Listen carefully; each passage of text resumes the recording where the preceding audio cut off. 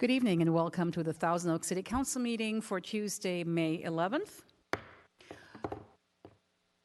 And I'm going to ask my colleague, Councilmember Kevin McNamee, to lead us off in the Pledge of Allegiance. Thank you, Madam Mayor. All rise, please. Place your hand over your heart. Begin. I pledge allegiance to the flag of the United States of America and to the republic for which it stands, one nation, under God, indivisible, with liberty and justice for all. Thank you very much. And with that, could we please do the roll call? Councilmember Adam? Here. Councilmember Jones? Here. Councilmember McNamee? Here. Mayor Pro Tem Engler? Here. And Mayor Bill De La Pena? Present. Thank you. We are going to item number 5, which is our COVID-19 update presented by our city manager, Drew Powers. Good evening. Good evening, Mayor Bill De La Pena. Just a very brief COVID update this evening. We have very thankfully begun our continual process of resuming in-person services at various city facilities. And I just wanted to share with those that hadn't already seen that. If you go to toaks.org, you can get the latest information. But just to highlight for you that we are back to regular hours at City Hall, 7:30 to 5 p.m. Monday to Thursday. And 8 to 5 on alternate Fridays. And so that should give us a great opportunity for those that need counter services to get in and see those and utilize those. There are precautions put into place. We just ask everyone to please adhere to those precautions as they come in to the facility. Also, please know that we are experiencing tremendous volume at our counters, and I think it's representative of the time that folks spent at their house over the past year. We're seeing a lot of activity in the residential space in particular, and in the commercial real estate market, but really in the residential world where people are making modifications to their home, putting pools in their backyard and other things. So please know that when you do arrive, you may have a little bit of a line, but I've been down there numerous times. Our team's doing a great job working folks through. We're also working on our resumption of services in person at both of our libraries. The Brim Hall Library has been open since April on their schedule. Mondays and Fridays 10 to 2, Sundays 1 to 4. That's going great. Newbury Park will join them on May the 13th, and there'll be Tuesday and Thursday and Saturday, noon to 4. There's also a great new book locker that we've just gotten installed out there. It looks fantastic for the folks in Newbury Park that they'll be able to utilize. Just putting the finishing touches on that, but watch for more information. In terms of COVID itself, there still is a good trend going, 44 new cases today. Very manageable numbers on a countywide basis. We're seeing sort of a tail off in vaccination, and just encourage everyone to please avail themselves of the opportunity. There's now no longer an appointment needed for vaccination. So that's the quickest way we can get ourselves back to a place of normalcy. And it's nice to see the glimmers of that normalcy returning.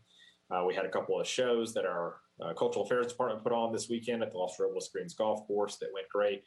We're working on our first shows back in the theater itself, and we're seeing a good, strong ticket demand for those. So very, very excited to be heading back down that path. And for the latest information on city services, toaks.org is the best place to go.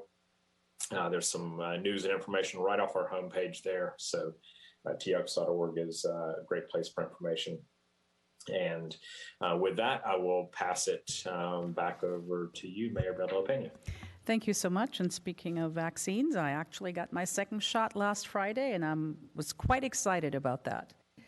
All right, and now we go to our second presentation here, and I welcome this evening our Deputy Public Works Director, Nader Haidari. As we all know, Thousand Oaks would not be the incredible city it is without the dedication of our public works staff. They ensure that our infrastructure, our facilities, and our public services are effective, efficient, well maintained. And while it seemed like the rest of the world was shut down this past year because of COVID, our public work staff remained on the job and kept the city running. So, Mr. Haidari, on behalf of the City Council, we thank you and your staff for your dedication to the City of Thousand Oaks, and we recognize your efforts with this proclamation naming May 16th through the 22nd National Public Works Week. Congratulations. Thank you very much, Mayor Bill de la Pena, and we would like to thank you and the City Council for your strong support year-round on behalf of our department, and in recognizing the value of public works here on National Public Works Week. Thank you very much. Thank you. All right. And finally, we go to the Conejo Recreation and Parks District staff. They are here, some of them are here, to present an update on their adult, teen, and volunteer programs. I would like to welcome Patty Ham. She is the supervisor for the Gobel Adult Community Center. Mike McAdams, coordinator for the same center. Julie Spivak, director for the Conejo Senior Volunteer Program. And Sarah Daub, she is a supervisor for the Alex Fiore Thousand Oaks Teen Center. Thank you all for joining us tonight. Patty, would you please begin by telling us about the work that you are doing at the Adult Center? Yes, Mayor Claudia de la Pena and fellow council members, thank you for having us here today so that we could share what has been happening at our individual units. Next slide, please.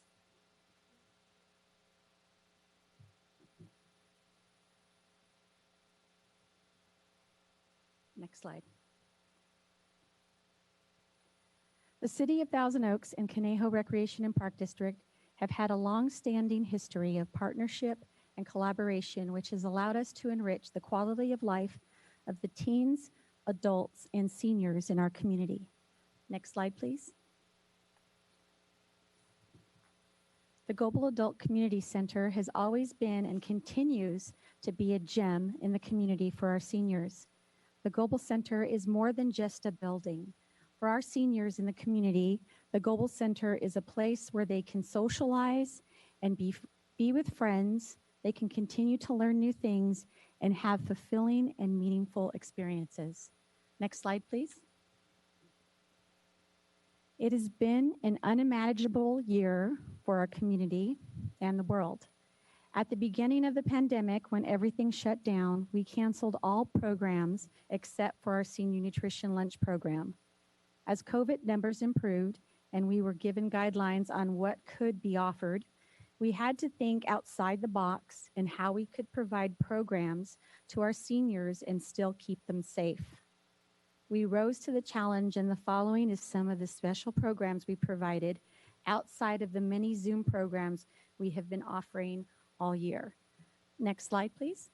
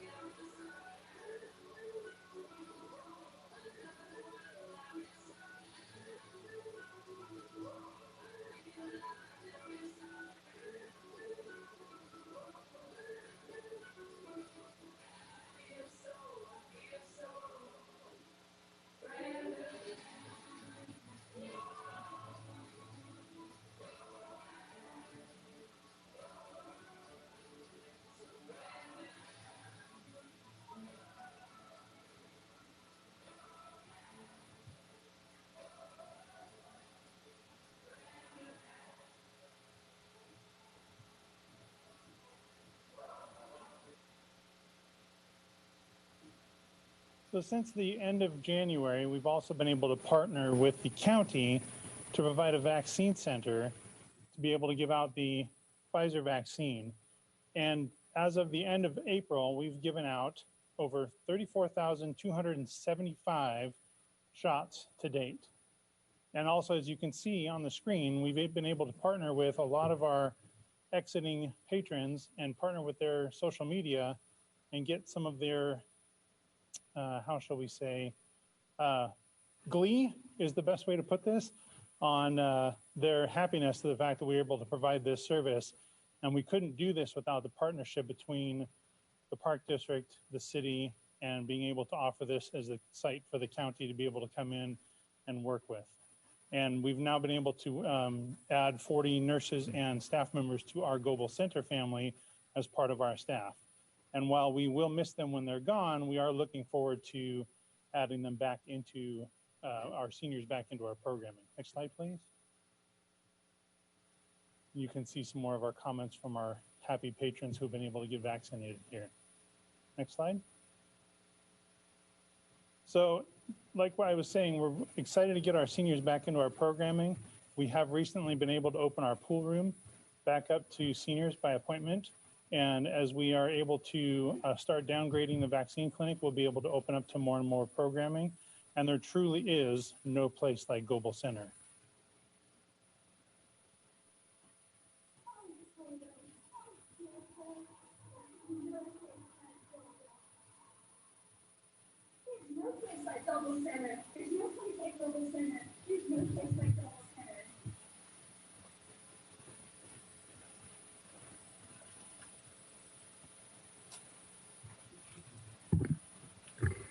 The Conejo Senior Volunteer Program was created to provide an opportunity for adults 55 plus to use their life experience and skills to meet local community needs. We have all had to adapt to the new realities facing us this past year and the impact it has had on our lives. During COVID, many of our volunteers have not been able to volunteer at the places near and dear to their heart.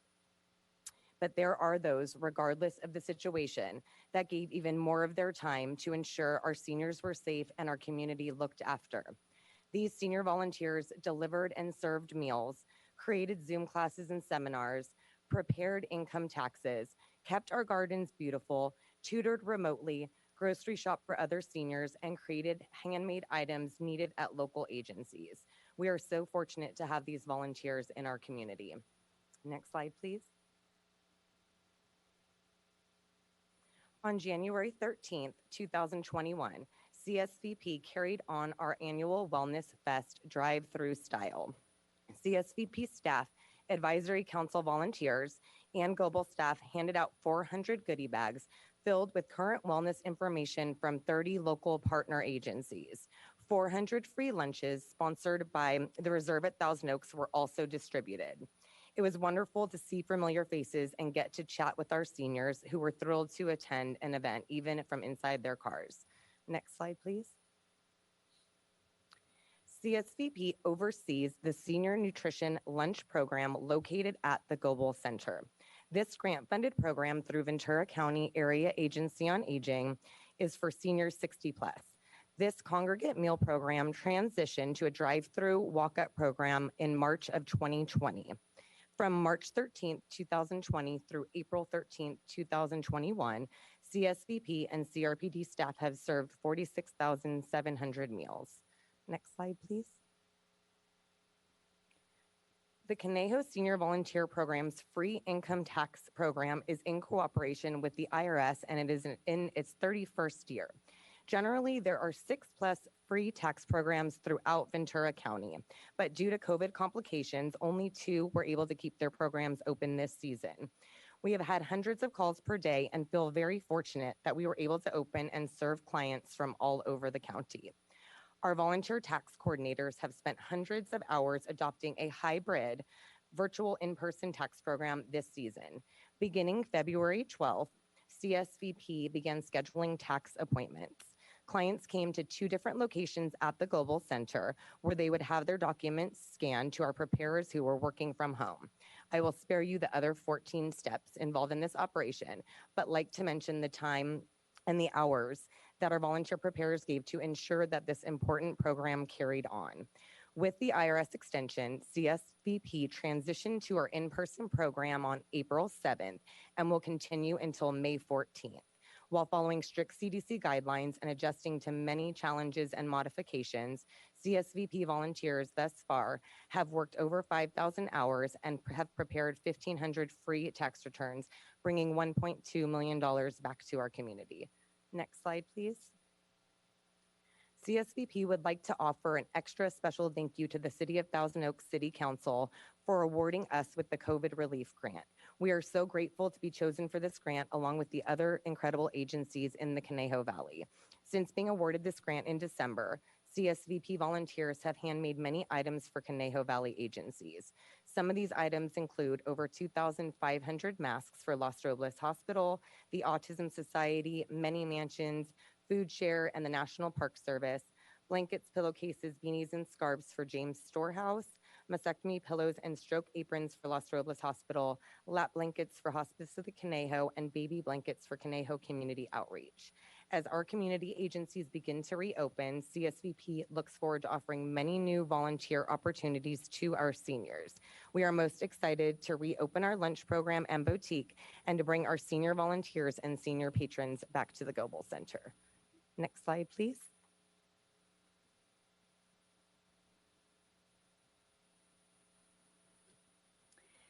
It was an exciting time. We were nearing the end of our middle school and high school league play, where 30 teams were competing in basketball and volleyball. And then within a couple days, it all had to end. The teen center was closed. What we thought was for a short amount of time, over 1 year later, the building remains closed to the general public for drop-in recreation. Who knew the coronavirus pandemic would impact us so greatly? Similar to other community happenings, the teen center's regularly scheduled programs had to be modified or canceled. The summer and fall program sessions were slow due to strict guidelines and public apprehension. Next slide. As time went on and things did not open, we had to put our thinking caps on and figure out what we could offer to our patrons given the circumstances and strict guidelines. Popular classes were and continue to be mountain biking, Girls on the Run, art media, driver's ed camp, Zoom classes that are science and technology based, and we even were able to offer the ever so popular surf camp. Next slide. With the guidelines loosening a bit, the current spring session proved the public is anxious to be back with good class sizes. We are excited to welcome them back into the building. We are currently working with the school district to offer our 6th grade Teen Tech Day in June via Zoom and have a golf tournament scheduled for middle and high school students the end of this month. Summer program rosters are filling up, though our ever popular sport leagues, middle school dances, and special events such as our indoor concerts will not be offered until at least the fall. Next slide. So what else happened when the pandemic hit? A long overdue project of tackling the ThousandOaksTeenCenter.com website. It was determined that 53% of the users used a mobile platform, so it is now optimized for mobile use. It also now features an exclusive class menu, parallax scrolling effects to modernize the user experience, dynamic video-based backgrounds, and it's faster, cleaner, and easier to navigate. Since the new website launch, we have seen a 47% increase in visitors. Coming up next, we'll be adding page-specific QR codes. Next slide. Also, during some slower days, we focused on our most popular location of the building, the game room. An ongoing issue during normal operation was too many teens and too few video game systems. So we expanded the gaming on the west side of the room. We added 4 4K smart TVs, each with their own Xbox systems, removed cabinet doors and added lights and diamond plating. The Gaming Trust TVs were also upgraded in the middle of the room, and still to come is the next generation consoles. Teen Center staff, along with CRPD maintenance team, made this all happen. Next slide. We are beyond thrilled the backyard renovation and expansion project is now in the permitting process. We are really anxious to get to celebrate opening back up and the start of the project this summer. When completed, the outdoor basketball court, skate plaza, built-in barbecue, and stage area will allow us to add some top-notch programming. The city also completed the roofing project, which included replacement of the frosty lobby skylights. We literally can see the stars now. Next slide. Due to some flooding, the wood floor was down for some time in the gymnasium. We are thankful the building was closed, but no one missed any playtime and programming was not impacted. When the public is allowed back in, we will get to reveal to them the newly sanded and striped wood floor, complete now with a Teen Center logo mid-court. Next slide. The Youth Outreach Department housed at the Teen Center has adjusted their scope of service with the Conejo Valley Unified School District to conduct Zoom groups with middle and high school students that are referred from school staff. Outreach staff also provide supervision and support for students that are struggling with school and now come to the Teen Center for their remote learning. Next slide. The community-wide donation program of bikes called Bicycles for Success has remained popular. The outreach team gets donated bikes and turns them around to needy teens quickly. Donated bikes are always needed if anyone has one sitting in their garage. Next slide. In closing, thank you to the City of Thousand Oaks for always being supportive.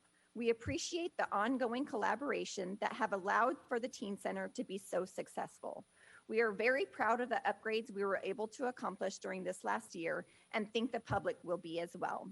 We are looking forward to our summer season fast approaching, where hopefully we will be able to start rocking and rolling again because we are READ ready. Thank you. Wow, what an incredible presentation. Thank you so much. Really appreciate that. Quite the update.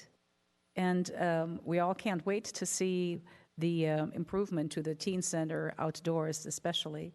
So thank you all very much, and we're really proud of our ongoing strong partnership with CRPD. All right. And with that, I'm going to ask the city clerk to announce public comments, please. This is the time and place for public comments for those wishing to address the City Council regarding items on the agenda or on a subject within the city's jurisdiction. All remarks should be addressed to the council as a whole. Speakers are requested to state their name and community of residence for the record. Please remain muted until the mayor calls your name. Under state law, public comment matters may not be considered by the council unless listed on the agenda, but may be referred to the city manager for administrative follow-up. 27 individuals have requested to speak, and pursuant to council standards, speakers are allowed 3 minutes. Thank you very much. I would like to remind the speakers that, as you heard, you do have 3 minutes, and I will ask you right at 3 minutes when you come to the end to please stop. Otherwise, when we allow many people to go over, then that wouldn't be fair to others who are keeping to their 3-minute limit. So with that, we will begin with our Chief of Police, Chief Freihoff. Good evening. Good evening, Mayor, Council, City staff. I just wanted to give the community a quick update that the Sheriff's Office is going to be launching some new dashboards that'll be available on the Sheriff's website that will cover some data that may be important for people to know. Our UCR, which is our Unified Crime Reporting Data, that will date back to 1991 to present as far as where we stand on crime trends. It'll also have our use of force data from 2015 to present, where the residents can scroll to see some additional details on the use of force that occurs here in the city of Thousand Oaks, and frankly for the whole county that's under the sheriff's jurisdiction. And then also the new RIPA data collection that we started this past year. RIPA stands for the Racial Identity and Profiling Act, which is a new law passed in California requiring agencies to capture certain data when we contact subjects through detention, whether it's a traffic stop or a call for service. In the next couple of weeks, those dashboards will be launched for the public to see. So we're really excited to be able to share that data with our community. So thank you all. Thank you very much for your time. And thank you for that transparency. Very welcome. Thank you, Chief.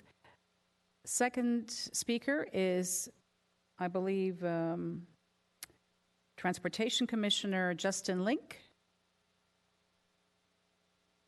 Good evening, Mayor Bill De La Pena and members of council. My name is Justin Ling, City Traffic Engineer for the City of Simi Valley, Planning Commissioner for the City of Thousand Oaks, and Treasurer for the Ventura County chapter of the American Public Works Association, or APWA.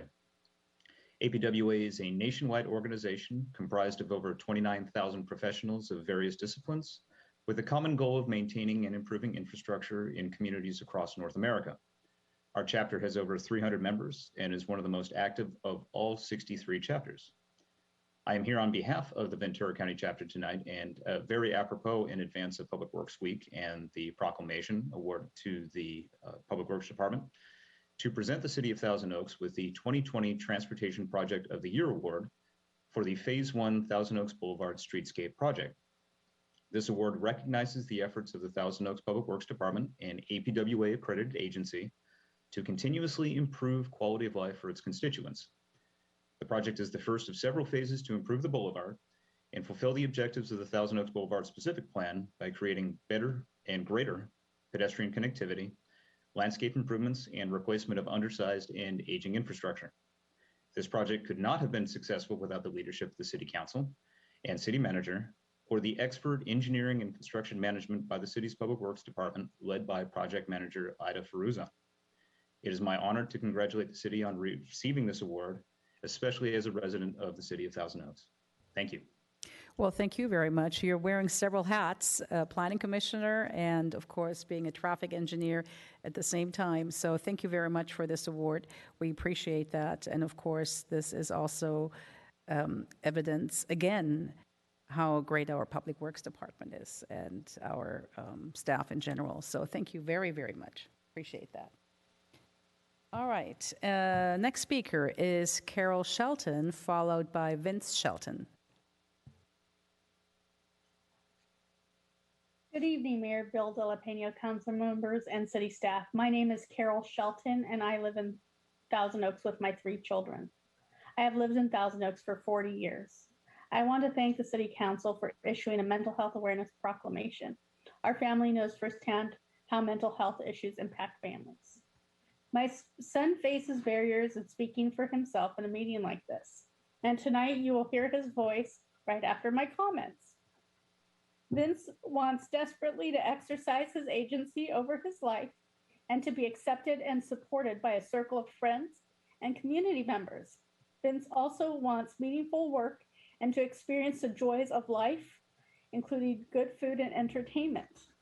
I want to thank Mayor Bill De La Pena, council members, and city staff for providing my son Vince the accommodations he needs to meaningfully participate tonight. I know how hard it is to try new things, and all of the city staff that contacted me showed me that they were supportive and wanting to make this work for Vince. For that, I am deeply thankful. The City Council will be honoring Vince's voice, and he will participate tonight via a pre-recorded video. Please hear Vince as he exercises agency over his life. Thank you for listening to me and to him. Thank you so much, and looking forward to meeting Vince. My name is President Shelton, and I live in Thousand Oaks. Thank you for figuring out how I can make my public comments.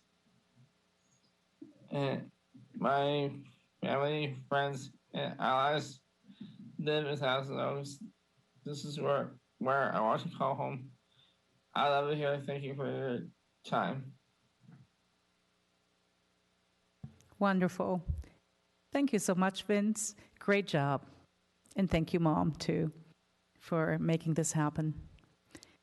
Next, we have Anaí Quiroz Romero, followed by Judith Bruce and Sue Andaloro.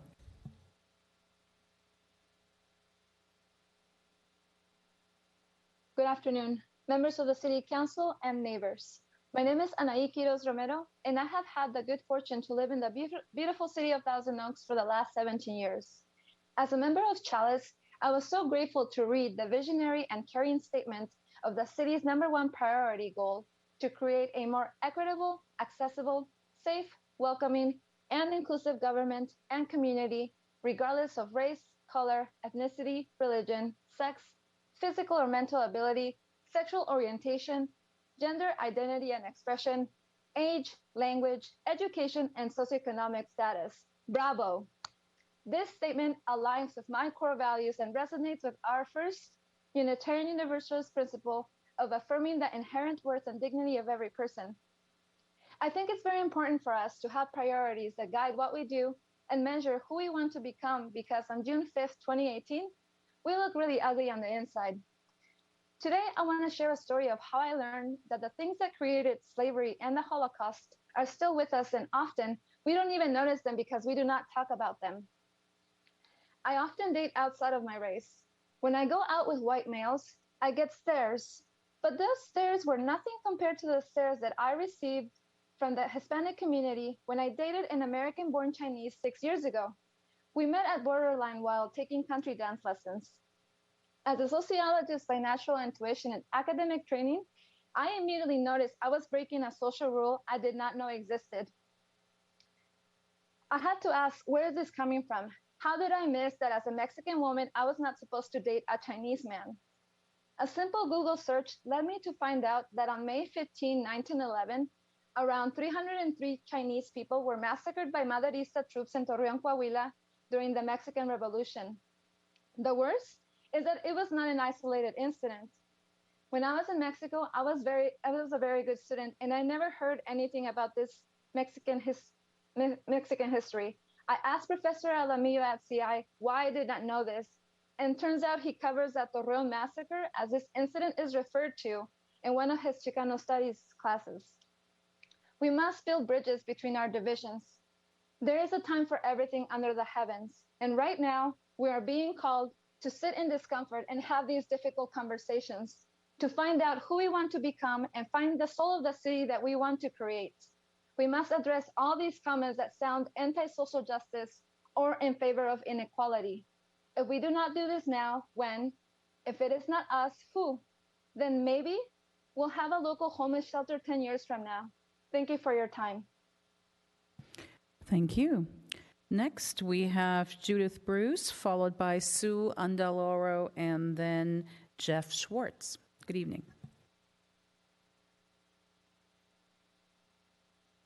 Oh, video.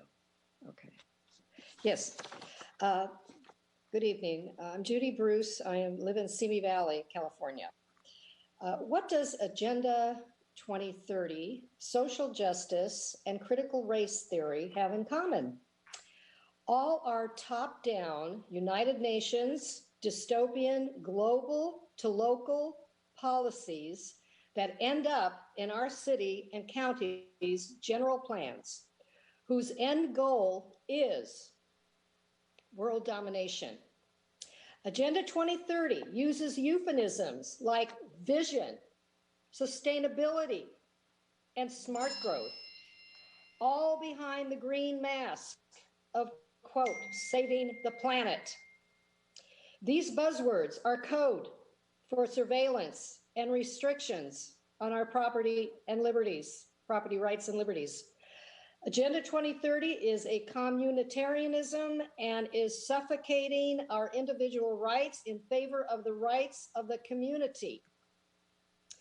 Social justice is a buzzword that social engineers use to manipulate the masses by using euphemisms like human rights and equity and ethical.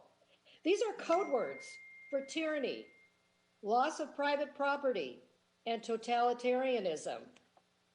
Critical race theory is also dystopian because it uses, quote, identity politics, white against black, rich versus poor, as a tool to sow hatred among people where there should be friendship. Every person of goodwill should know that judging people based on their physical characteristics is cruel and it's wrong. Unfortunately, it is becoming a default ideology in our public institutions that must be stopped. Through policies such as these, we are being led into a top-down globalist governance controlled by unelected, unaccountable, technocratic bureaucrats. Is that what you want? Are we the people still in control of this city? When are you going to begin to act like you are? Thank you. Next speaker is Sue Andaloro, followed by Jeff Schwartz, and then Elizabeth McDonald. Sue? Hi. Hi, I'm Susan Andaloro in Thousand Oaks. About vaccine passports, they discriminate. 40% of seniors, 15% of poor people, and 15% of several minority groups do not have cell phones to even use it. California Code 24174 states that it is the law that I get to decide what happens to my body. This vaccine caused at least 4,000 deaths and 14,000 serious injuries in the last 5 months, and this is on the CDC website. 30% of frontline workers don't want to get it. I'm not against vaccines. I'm against this vaccine, and I already can't go to many countries because I didn't get it. And now they want to put more restrictions on us with this vaccine passport. Frankly, I'm horrified by all the pushing of vaccines when the death rate this year is just like the past few years. It is at a very slow increase of less than 1%. I oppose these vaccine passports in any way, shape, or form. And as far as the critical race theory that they are trying to drive into all of our schools, as someone who was completely indoctrinated through our school system and in college, I agree with Dr. Ben Carson, who said that critical race theory is a deliberate means to sow division and cripple our nation from within, and that teaching white people they are bad and black people that they are victims and incapable is not healthy. And that's all I have to say today. Next speaker is Jeff Schwartz, followed by Elizabeth McDonald, and then Michelle Patrick. Good evening. I'm Jeff S., and I represent a group called Open Discussion. I'm a resident of this great city. I know that all of us here are well-meaning people who want to do the right thing for our families and loved ones and for our community at large.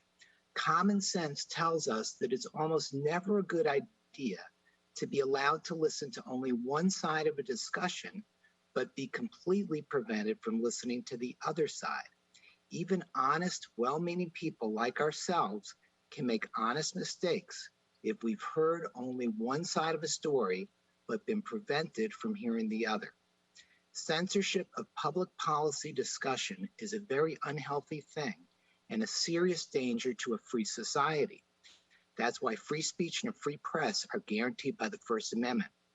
The problem right now is that most of us are not even aware that we are listening to only one side of the discussion in regards to the COVID situation. All serious questions raised by credible people with credible backgrounds about this situation and the government response to it have been systematically censored, blacked out, and removed from public discussion. This censorship is being done by not only every single mainstream media outlet, but also by virtually every single big tech social media platform. They're all censoring what you are able to hear about this. This level of censorship in America right now, I believe, is truly unprecedented. There are many, many highly trained and credentialed doctors, scientists, and analysts who are asking serious questions about this situation. Many are saying that for various reasons, we're getting fundamental things wrong with our understanding of the COVID situation and our responses to it. I'm asking all of you to reach out to seek the other side of this discussion and listen to it. It's very easy. All you need to do is go to the link on my screen and watch a couple of videos. Please watch the first video called Voiceless Victims of the Lockdowns, which is available on YouTube. And also please watch the other videos that are listed on my screen. The address is tinyurl.com/DHE2UJ7M. I guarantee that you will learn something useful and important. Thank you very much. Elizabeth McDonald is next, followed by Michelle Patrick, and then Jose Coronado. Hello. Yes, go ahead. Hello. Good evening, Mayor, and good evening, City Council. I am here because I'm very concerned about the Social Justice Commission. Do we know what that means? Well, I'll tell you what it means. The Social Justice Commission is the arm of the CCP, okay? They are Marxist and they are communist. And that includes BLM, which is a terrorist organization. Look what they have done to Portland, okay? Bringing this type of commission into our city is completely unconstitutional, okay? This impedes on our First Amendment, freedom of speech, and it impedes on equal protection under the law. This is absolutely makes no sense. We are all free people, okay? When I am shopping around in Thousand Oaks, when I go into the library, or if I go into I don't see anything that says you have to be white to come into there, okay? So I urge you not to have the Social Justice Commission in our city because it's nothing but divisive and it's actually racist. So remember, it's we the people, and we vote you all in, and we can vote you all out. Thank you. Next speaker is Michelle Patrick, followed by Jose Coronado, and then Peggy Rosenberg. Good evening, esteemed City Council members.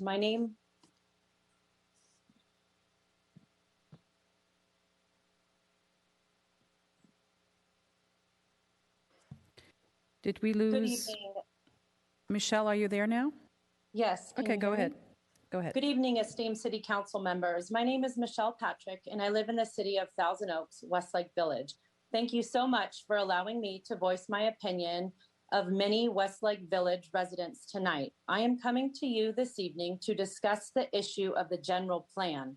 As you know, most residents have been highly frustrated with the biased involved in the survey. From using the Delphi method on the questions asked to the comments on the survey being made by the same people to only having 2,000 comments out of a population of 120,000 and the extreme difficulty to even enter the site or be a part of the survey.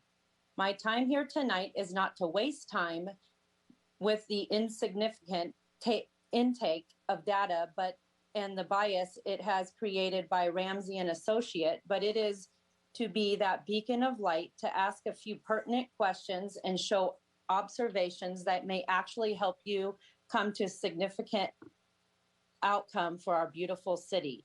We understand that Sacramento legislature has passed laws compelling cities to make decisions about their general plan. Also, that Sacramento claims that the state needs a certain number of units to be built. However, most of your residents have serious questions about the methodology and thus incorrect conclusion that we are designing the future of our entire city upon. The residents of Thousand Oaks and Westlake Village deserve at worst a clarification thereof, but at least these numbers need to be revisited to see where the obvious problems lie. I want the City Council to know that the reasons the citizens of your city are coming to you is because we have been involved in this process for over a year and a half. And from the beginning of the process, we were meeting face to face to now via surveys. Our voice hasn't been heard. The Planning Commission has failed this city and its residents. And this is why we are coming to the City Council to exercise its authority to revisit the entire process, to listen to its constituents while approving Sacramento, Measure E, and Regional Housing Needs Assessment Number. My first suggestion would be to simply allocate mixed-use units based on Sacramento's allocation only over the next 8 years. I repeat, this is really important. Sacramento's demands can be met without fines by only looking at the development for the city over the next 8 years and not the next 20 years. The City Council should set a goal to put aside an adequate number of mixed-use units that may or may not be developed in 8 years. It needs to be planned for. In our case, Ventura County was given a number. The county allocated Thank you, Michelle. $2,620. Your time Thank is you. up. Thank you. Next speaker, we have Jose Coronado, followed by Peggy Rosenberg, and then Cheryl Hall. And you do have 3 minutes. City Council, I'm Jose Coronado. Madam Mayor, I've never participated in a public forum, an official public forum like this, so I thank you. But my reasons for speaking are my motivations to begin to address City Council, our elected representatives, and my fellow citizens.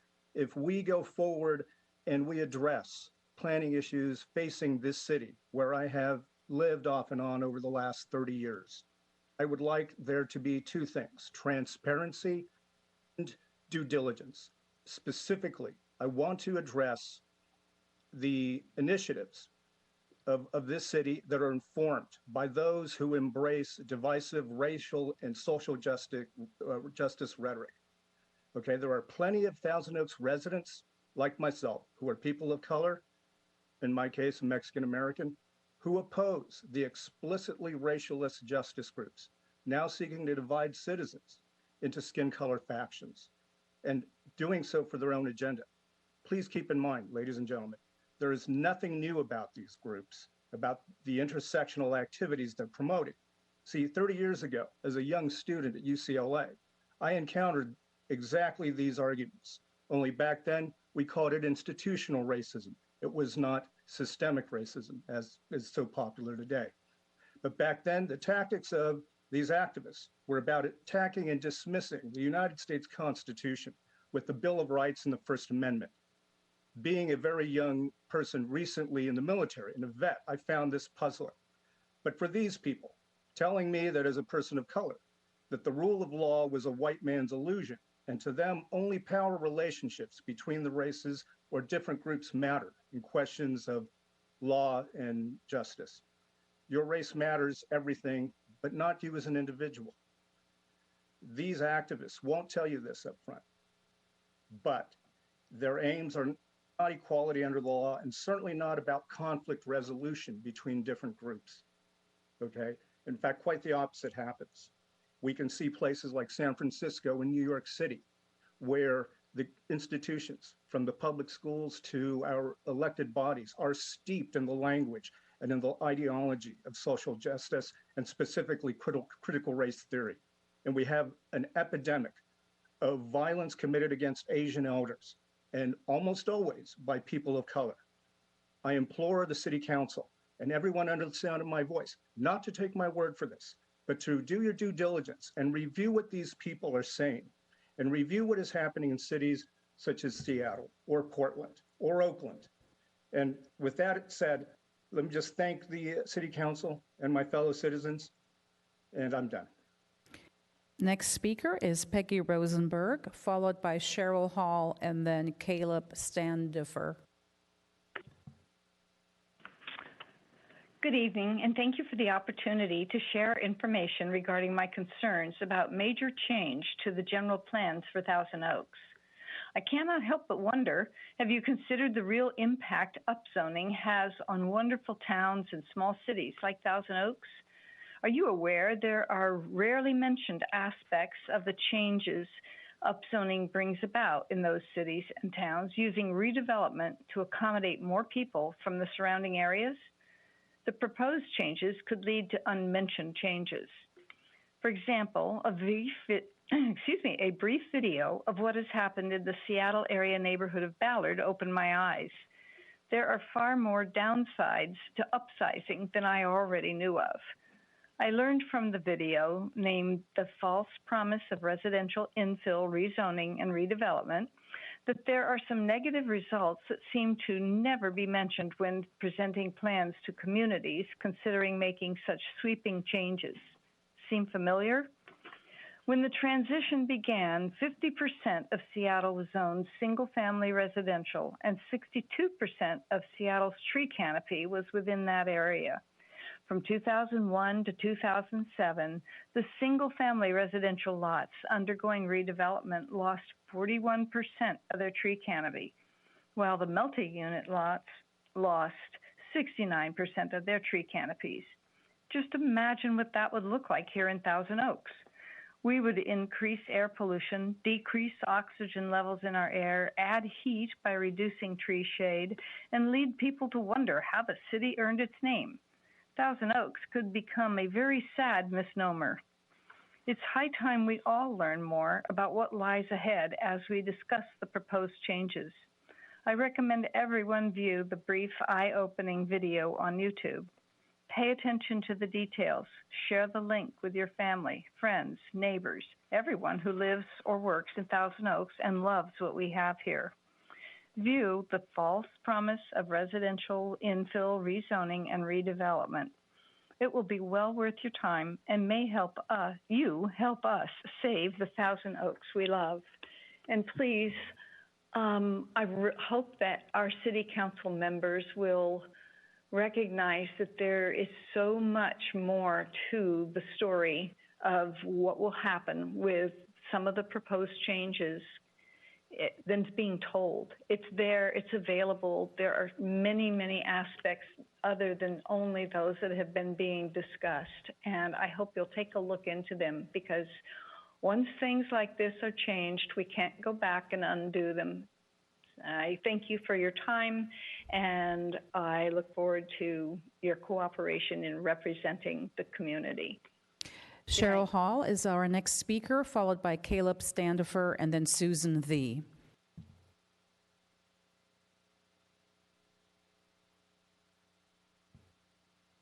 Cheryl Hall.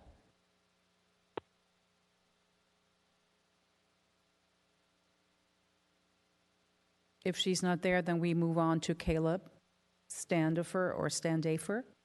Hello? Is that you, Cheryl? Hello? Cheryl? Yes, I'm sorry. It's the first time I phoned in. And all right. I Cheryl, think you I have got it 3 now. minutes, and the clock has started. Okay, thank you.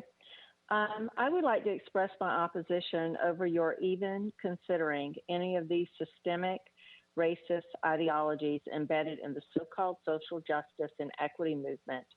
The proponents of this are racist themselves. Do not waste 1 cent of our taxpayers' dollars playing into these tactics to perpetrate racism where racism doesn't exist. Stop playing the race card. Of course, there can exist a racist anywhere, but one offender does not represent an entire city or community. We cannot generalize and make an invalidated, sweeping statement that the entire city of Thousand Oaks is plagued with racism. This is the exact intention of the 805 Resistance and other hate groups who cry out for so-called social justice and equity to put in a commission to keep racism alive and front and center of our everyday lives, as though that's what we are surrounded with each day in our community. Well, I, for one, will not participate in any form of this so-called social justice and equity hate indoctrination that provokes racism and strives to create racial divides and victimhood where it is basically non-existent, and neither will I allow my children to be indoctrinated with this hatred and victimhood mentality. Thank you and have a nice evening. Caleb Standifer or Standafer, followed by Susan Thee and then Clint.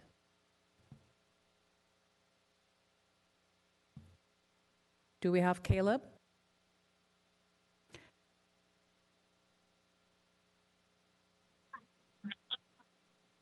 Good evening, Mayor and council members. My name is Caleb Standifer. I live in Thousand Oaks, and I want to speak to the general plan. I have 3 points. Citing dwelling units on the 36.5-acre parcel that is critical for flood hazard mitigation in the Casa Conejo community is very questionable. In the early 90s, I believe it was 1993, but I could be off by a year or two, my son's baseball Little League organization asked to put baseball fields on this parcel. The city told them that was not possible because the area is for flood control. What has happened between 1993 and now that we consider dwelling units on land that was not suitable for baseball fields? Is there other land that will be used for flood control? Is the city planning for new infrastructure at a cost of millions that can replace the flood control benefit of the 36.5 acres? How would residences on this parcel impact the flood control for the homes in the unincorporated areas adjacent to this parcel? A full explanation is needed before moving ahead with a plan for this parcel. My second point, the citizens of TO are here because of the environment and suburban atmosphere. Many voices have been raised objecting to the new development that will change the character of our city. If a plan must be made for new housing units, then the plan should be for the minimum necessary. Plan no more than the 2,621 units assigned by the county and state. Then create a plan to join with other cities to fight Sacramento so cities will not be assigned any more housing units. The preference of many citizens is to give Sacramento no more than is required. My third point is my work experience and license is relevant. I'm a CPA, I've held that license in California for 42 years. It is possible that if you have to develop a plan to satisfy the 81,000 capacity, it can be done in a way that would be unattractive to developers. For example, if you have a newly built industrial building that costs $10 million with a return on investment for 10 years, it could be torn down and then used for mixed use if the plan so called for. So the building owner could tear it down, spend another $10 million for mixed use or $20 million, and now you've got $30 million. So the amount of money needed to earn the rate of return necessary to be attractive to a developer would probably make the rents higher than people want to pay. You could do this to satisfy Sacramento and also satisfy the citizens of Thousand Oaks because it's unlikely that anything would be built. That's just an out-of-the-box thinking from a CPA. Thanks for listening. Good night. Susan Thie, followed by Clint, and then Deborah Baber or Baber. Hello, Mayor. Just ask you to start your video. Okay. Yes, go ahead. I'm sorry. I just wanted to answer the questions that were on the phone. My name is Susan Thie, and I came to the Conejo Valley 35 years ago when I was employed at Thousand Oaks High School as a biology teacher. And I've been a chemistry and advanced placement environmental science teacher. And I was going to talk about the development and how that development is going to create a microclimate going from a small village community growth plan to a high density plan. The consequences on overloading the infrastructure along with the schools and libraries and recreation facilities, along with causing a new microclimate to be developed when soils dry out and trees cannot hold the moisture because there are not enough of them. We came to Ventura County because of that small town feel. And just for one moment to talk about critical race theory, my great-grandmother, when she was 14, walked from northern Mexico to Los Angeles. My grandmother was a maid for the mayor of Beverly Hills. My dad was a pilot and worked for Jet Propulsion Laboratory as an engineer. I am a biology teacher. I live and I'm blessed to be in the land of opportunity. We have had every opportunity to go from rags to riches in this country. We should be extolling the virtues of a free country and not cutting it down and attacking one group for another. I want to thank all the citizens of Ventura County and the United States for those opportunities that they've given my family. This is a wonderful, good country. We're able to bring our concerns about the development to this board, and you listen to us. And so I am so thankful to be living in this wonderful, beautiful country, and I thank you for your service to the citizens of Ventura County and Thousand Oaks. and the sacrifice you make to sit in the seats that you sit in to serve this community. And so thank you all, Mayor and City Council. Thank you very, very, very much. And I pray for you, and I'm praying that God will give you wisdom to do the best job you can. Thank you. Clint is next, followed by Deborah Barber and Elsa Aldeguer. Good evening, Madam Mayor and City Council. My name is Clint. I live in Thousand Oaks, and I'm a member of the Conejo Climate Coalition. California officials have warned that this year's wildfire season could quickly become the worst on record. Already, fires have burned 18 square miles more than had burned by this time last year, according to new figures by CAL FIRE. California is in the midst of a statewide drought and has seen a 2-year rain deficit. Brian Rhodes, Deputy Fire Director of the U.S. Forest Service, recently said, quote, "Places that normally don't burn or don't burn well because of the drought, they have the potential to burn this year. There's no place in California really anymore that is immune to wildfire," end quote. You've heard me say this before, but it bears repeating.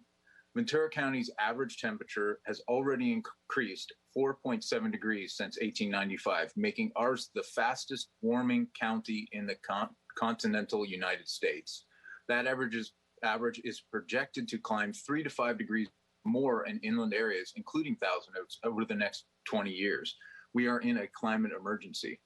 When making plans for the future of Thousand Oaks, I urge the mayor, the city council, and anyone listening to make decisions based on science that recognizes that we are in a climate crisis.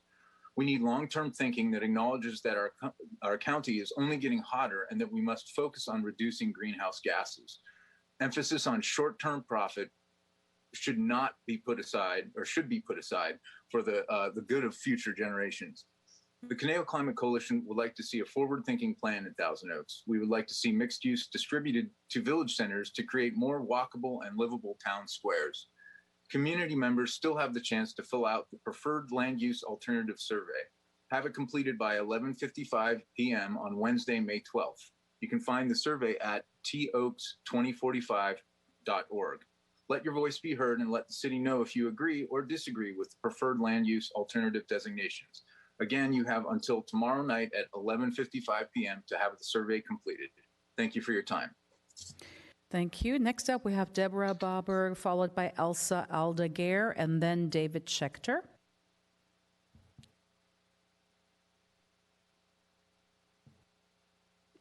Deborah Barber. Thank you.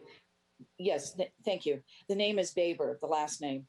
Good evening, elected civil servants. Too many among us do not know the role we are supposed to play in our democratic republic, our self-governing nation, nor do we understand the authority that we actually have.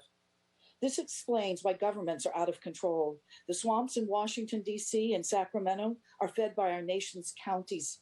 The county headwaters are fed by the tributaries like school boards, city councils, and other elected bodies. This is the reason people say all politics are local. This is why dark money with its hidden interests and ulterior motives works so hard to control what happens in Thousand Oaks and elsewhere. A paid group of operators and bad actors work for a small, corrupt movement, which has on their website the following mission statement, quote, "Resist together. Focused change starting in Ventura County with a global mindset to collaborate and create change on social and racial justice issues worldwide," end of quote. Like you, I exist in the world, but I live in Ventura County. Our contract staff, hired through elections, are performing poorly. Some, like Linda Parks, the county supervisor for this area for Thousand Oaks, and her colleagues on the Board of Supervisors, are acting outside their authority. They have been taking money from Sacramento and have been governing for Sacramento and not for Ventura County. You began this evening, a lot of the early time this evening, talking about a disease that has a 99% survival rate. Many others this evening spoke about Thousand Oaks meeting Sacramento's housing goals. My question to you, who are you governing for, Thousand Oaks or Sacramento? Thank you. Next, we have Elsa Aldeguer, followed by David Schechter, and then Jim Anderson. Yeah, good evening, Mayor and council members. My name is Elsa Aldiger, and I'm an immigrant from El Salvador. And I currently live in the San Fernando Valley, but I used to live in the Westlake Village for many years. And I'm very concerned about you guys considering having a social justice commission. Being from another country, I have learned that the law of the land, it's what we are supposed to follow. And I think this is very unconstitutional to look at one skin color, favor one skin color more than the other. I'm a mother of a biracial kid. He is half Black. And I teach him that true justice, it's about him earning a position, not because we are a certain color, we have to be given preference. So I'm begging you, council members and mayor, to not think of this Justice Commission as something that it's gonna favor the community, because I miss living in the Thousand Oaks area. Right now, I am unfortunately living in the San Fernando Valley, and I'm telling you that you guys do not want to start mixing skin color with, politics. I firmly believe that if you study hard, this is what I teach my son, if you study hard, you will get whatever you want. But it's not about skin color, it's about we deserving and working hard for what we want. Thank you very much. David Schechter, followed by Jim Anderson and Joel Mancuso. David Schechter, and I'm a 24-year resident of Newbury Park. All three of my kids live in the Conejo Valley School District. The proposal to create a social justice commission is in fact by areas, greed, and immaturity. The premise behind their demands is that substantiated emotional appeals. The residents of Thousand Oaks get to decide what is important to us, how we see the world. These individuals with the baseless complaints do not. In particular, I would encourage the council to please question any assertion that the proposal represents a consensus among Thousand Oaks residents. No such consensus exists, and the proponents of the Social Justice Commission have presented no. Mr. Schechter, I apologize. We had a very bad connection, but we did get the gist of your message across regarding social equity. Next up, we have Joel Mancuso. I'm sorry, Jim Anderson, and then Joel Mancuso.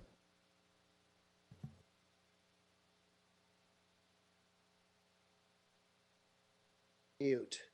Can you hear me now? Yes, we do. I apologize. I had to unmute. Thank you, Mayor, and thank you, City Council, for the opportunity to speak this evening. First of all, I'd like to address one thing that was said prior is if we're following the true science, then we will not believe the talking points of global warming. Global warming, it is proven, our globe has not warmed in over 20 years. So that's why they changed the term to climate change and their talking points to try to fit the narrative. That being said, what I'm talking about is social justice. And I firmly believe that we are living in the greatest equal opportunity in the world, that everyone can make and be of themselves what they choose to. And that's what it is. We're talking about choice. Thousand Oaks is open to everyone who wants the American dream. Why are people coming to our country to live the American dream when they're fleeing other countries? If there's racial inequality, if there's systemic racism, why is the largest segment of society the Nigerian population that is coming here if there's white supremacy? It's a fallacy. It's talking points. It is all meant to divide people by immutable traits. Equity and outcome is not justice. It is a recipe for spreading misery equally. There is no such thing, in my opinion, as social justice. There's simply justice. You make and determine of yourself what you choose to do. Equal opportunity is true justice. No one is barred from our community for the color of their skin or the faith that they hold. We are the most welcoming community in the country, in my opinion. Name one business, if you will, development, if you will, private club in this town that bars membership or ownership on race or based on religion. Can somebody name for me the hate crimes committed in this community and who they were that carried them out? There was one individual in April, I believe, who spewed racial slurs and threw something at a car in Camarillo. That does not mandate or dictate who we are in our county. We must stand against this systemic program and talking points, the 805 plan to divide people by their race, by their beliefs, by their ethnicity, whatever it may be. I truly believe that as the council in the city of Thousand Oaks, we need to stand against this division that's seeking to rear its ugly head when we are the most equal opportunity on the planet. Thank you so much for your time. And our next speaker is Joel Mancuso, followed by John, and then Audrey Bruckner.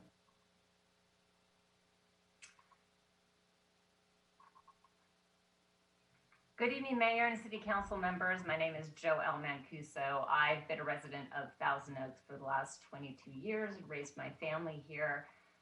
Should the City Council consider forming a social justice committee for the City of Thousand Oaks? When I first heard about this, my initial thoughts were fairness, justice, compassion, equality. Those are all great characteristics of community members. Yet when we look at our city governments to form policy and guidelines for our city, we have to ask better questions than that. We have to ask ourselves, is it the proper role of our city council? According to our website, and even hearing all the reports from the great departments of our city, providing clean water, sewage, garbage disposal, parks, rec, emergency services, senior services, CRPD, business support, housing services, there's no systemic racism in any of those departments. They are thriving. They are there for all. They're running and they are working, and there is no racism within our system. Now, I understand the desire for citizens to use our governing bodies to make everyone make better choices and think right thoughts. But it's simply not the role of the city council. Our city council is functioning justly and properly. Now, I'm a health practitioner, and I see it this way. I think everyone would be better off if they didn't shop in the center aisles of the grocery store, where boxed and bagged foods are located and where our country's heart disease, cancer, and diabetes starts. In fact, wouldn't it be a terrific idea to create a committee? The city council creating a committee to prevent the purchasing of unhealthy food? Sounds good, right? But it's not the function of the city council to form a special committee on how to eradicate unhealthy beliefs or habits. It's not the function of the city council to study why my neighbor buys Cheetos and Oreos instead of carrots and broccoli. Now, this example might be seen a little silly, but in principle, asking citizens to be better, to choose better, is not the proper role of my city government. Healthy choices begin in the home, not in a city committee. There is a proper form and function of government, and in our city, it's to make sure our individuals have equal access to the services we offer all of our citizens. And we have that in Thousand Oaks. If our humanity needs to be addressed, it needs to begin in our homes, where our seeds of compassion need to be, but not by forming a city committee. Thousand Oaks doesn't have a systemic racism problem, and that's what I wanted to share tonight. Thank you. Back to you, Mayor. John is followed by Audrey Bruckner. Do we have John? Hi, can you hear me? Yes. Yes. Hello, can you hear me? Yes. Go ahead, John. Wait. Okay. Good evening. My name is John from Thousand Oaks. First, I want to say thank you for your service on the City Council. I know it can sometimes be challenging. Okay, on to the topic at hand. Please do not participate in critical race theory, social justice, racial justice, or environmental justice issues, or equity issues. Be careful with diversity and inclusion, too. I hope we all include all people of all walks of life already. I know my friends and I do. I have extensive experience in information operations, military deception, and psychological operations. And I'll tell you, when you start hearing words like justice used with other words like social or racial, beware. Most people who speak these words don't even realize it, but these words are used by Marxists, communists. When you hear these words, they're about to trick you. Don't fall for it.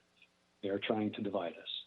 The idea that we segregate any people out of any neighborhoods by building homes so that someone can't afford it is ridiculous. The only reason someone can't get a particular home in a neighborhood is because they need to save more money. No one is saying someone can't buy a house there. We are all equal. Everyone has the same opportunity and freedom. Thousand Oaks has been my hometown since 1965, and we cherish all people here. None of my friends and my multiracial family are racist in any way. All my friends, family, and I love all our brothers and sisters in this town. I love seeing people of different colors. All the different colors of all us human beings just creates a more beautiful tapestry. So please don't let these rules for radical types trick you into making you think that you don't understand because you have some kind of white privilege or Asian privilege or whatever kind of privilege. It's a communist trick from a communist playbook on subversion. Don't fall for it. And don't let them make you think that we need a special commission or we need to provide extra training in the workplace and in schools. That will corrupt our town and it will divide us. We already have laws in the Constitution and the Civil Rights Act. They cover us with equality and protect us from discrimination. If any of us are ever discriminated against, we already have tools to correct it, like the Department of Justice. And in schools, we have counselors and teachers. We don't need any more programs or regulations for any of this because most people are sincerely polite. Let's be strong and do like Oklahoma's governor just did. He banned the teaching of critical race theory in public schools. And what's crazy is even though the new law prohibits teaching of racist concepts, opponents of that law called it racist. This is insane. It's evil. In case you didn't know it, we lost more Americans in the Civil War than any other war. Why was that? It was to end slavery. Please check out the March issue of Imprimis from Hillsdale College. There's an awesome speech in it on critical race theory. And I just want to say thank you again, and God bless you all. Our next speaker is Audrey Bruckner, followed by Marie, and then Nico Van Niekerk. Do we have Audrey via phone? Hear? Go ahead. Can you hear me? Yes. Oh, okay. Sorry. Okay, I'm Audrey Bruckner from Thousand Oaks, and I just want to say good evening, everyone. I think we can all agree by now that our world has been turned upside down and inside out. We are currently engaged in a spiritual battle. One of the prominent strategies is to divide and conquer. Thousand Oaks is participating in this division on many levels, including allowing outside forces in to advocate for specific agendas. I do not consent to building high-rise office buildings and large apartment complexes in downtown Thousand Oaks. This issue needs to be voted on by all taxpaying citizens. I also do not consent to transforming our city into a smart city, which is a major tool for surveillance capitalism and a dystopian future. Kudos to Judy Bruce. Please do your research. Here are a few, authentic resources of value. Number one, movetheneedle.org. This is a local group and very active. Number two is CSP as in person, OA.org. That was CS as in Sam. This stands for Constitutional Sheriffs and Peace Officers Association, More and more cities and counties are employing constitutional sheriffs to protect citizens' legal rights. Number 3 is drcharlieward.com, and that's DR, charlieward.com. And he also has YouTubes and many archives. Number 4 is Dr. DR again, drtenpenny.com. Number 5 is naturalnews.com. And number 6 is michaeltellinger.com. He's a very respected researcher, and he has workable action plans for communities. Thank you very much. Our next speaker is Anne Marie. Hello, my name's. Go ahead. Excuse me. Hello, my name's Anne Marie. I'm from the Conejo Valley here. Hello, City Council members and Madame Mayor. I'm here tonight to speak to you about the Thousand Oaks General Plan. Nobody seems satisfied with the haphazard outcome of the surveys. Residents have been coming to you for weeks now, representing all areas of our city to ask for a new survey that will dictate a new general plan. This beautiful city deserves a fair shot. Nobody wants a new general plan, and we know that whatever is in the new GP will determine the future look of our city. We are happy with the way it is now. You have heard so many complaints, actually too many to list, about the Lupe's restaurant build out. If that is an indication of what is to come within the next 30,000 units to be built, Thousand Oaks is literally going to be in dire straits. We cannot listen to a Berkeley graduate from Ramsey Consulting about what the future of our city looks like. 2,000 interviewees does not represent the 120,000 residents of Thousand Oaks. I am sure you have heard from hundreds of residents that don't want it at all. We need to go back to the drawing board, going back to the traffic nightmare created by Lupe's restaurant build out. My suggestion and caution, feared by a lot of other residents, is to increase traffic. Sacramento has allowed fewer parking for housing units if they have a percentage of low and very low income housing. By adding low and very low income housing, the builder can exceed the number of units zoned to make up the loss. What is that going to do to the already dense traffic problems from just a few units built on Thousand Oaks Boulevard? Sacramento requires the minimum number of housing units is 30 units per acre. It can go up to 45 housing units per acre. They are compelling new construction to be smaller, more dense units, thinking it will allow more housing to be built and get people to work where they live. What a traffic nightmare. Do you see why the survey is bogus and needs to be redone? The survey only gave us choices of build-outs along Thousand Oaks Boulevard, which is already highly congested in just one street with just one build-out. Do you see why we really need to engage the residents other than just here at City Council meetings? We have given up with the Planning Commission. They are not interested in us. They just want us to go away. Honestly, the problem is going to get way worse. Have you heard that there is talk of Newbury Park wanting to cede from Thousand Oaks? Our needs to be addressed so that you don't have a riot on your hands. Thank you for your time.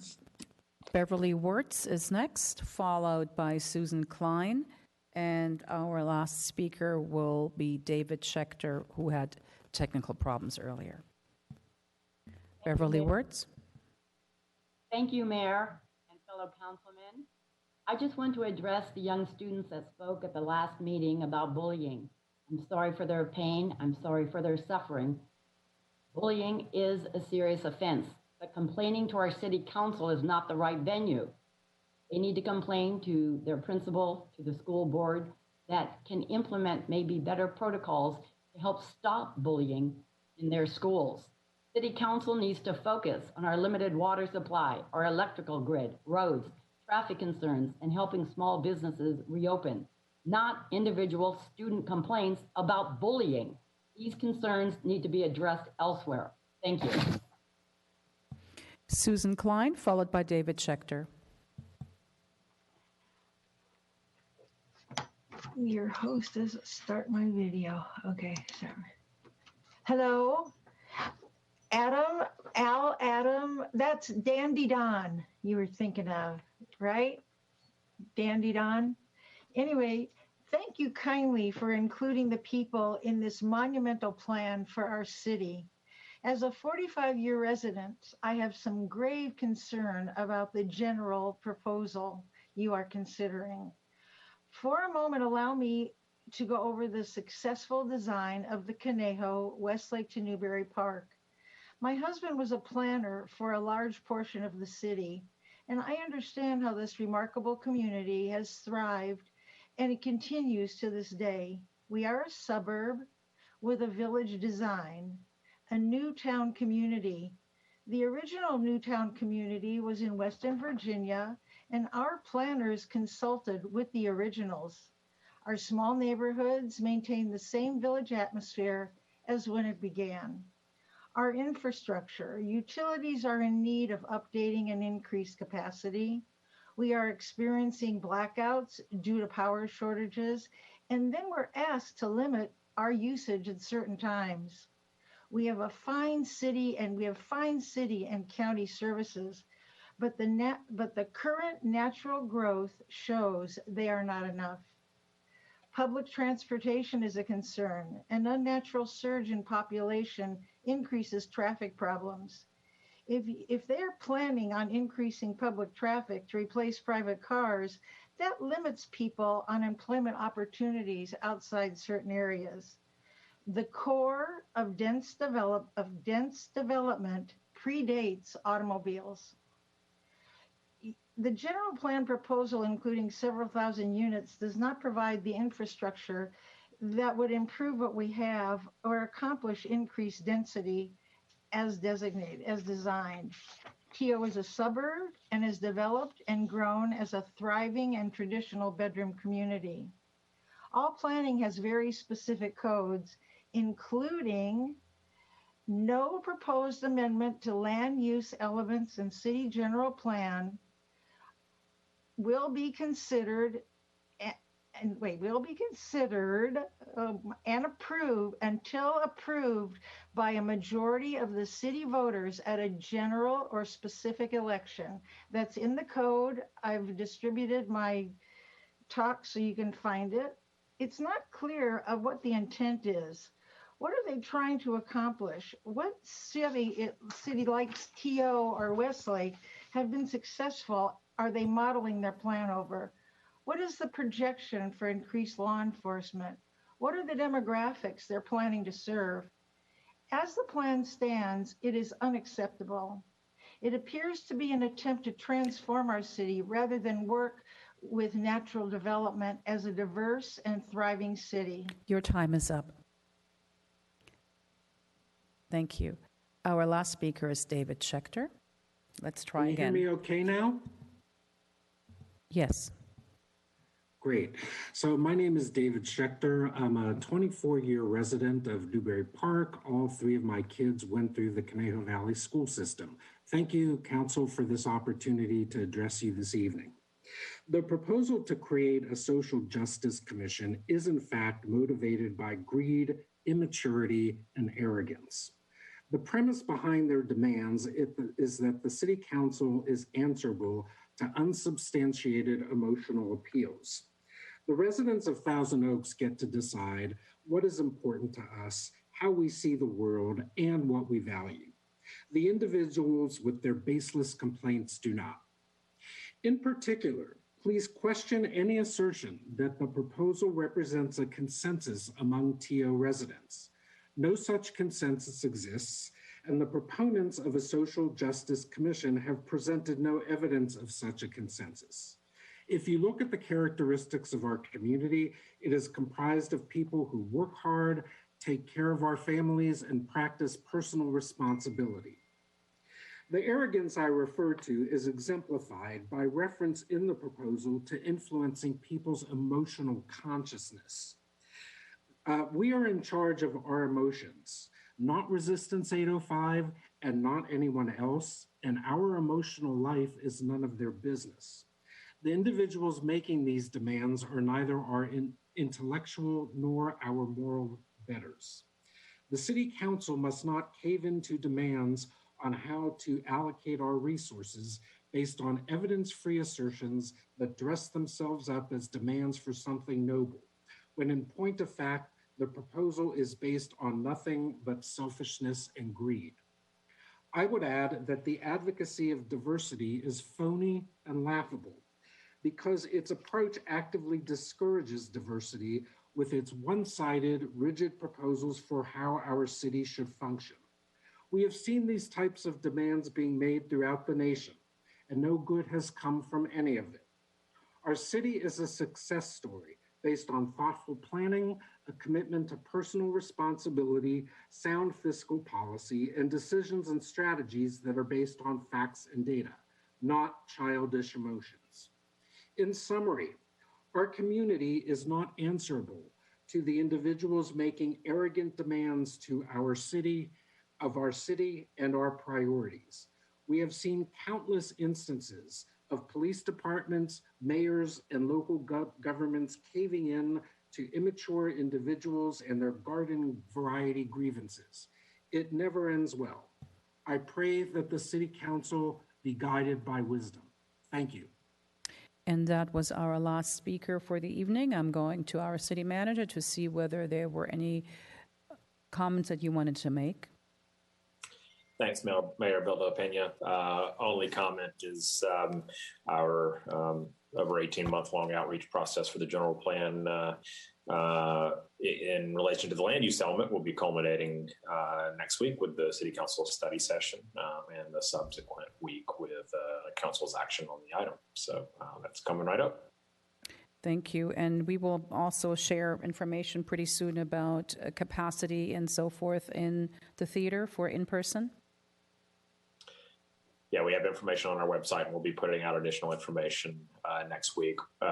We do encourage, though, participation virtually. There will be limitations associated with capacity in the chambers based on state regulations, and so for ease of participation, we encourage people to do that, to choose virtual first.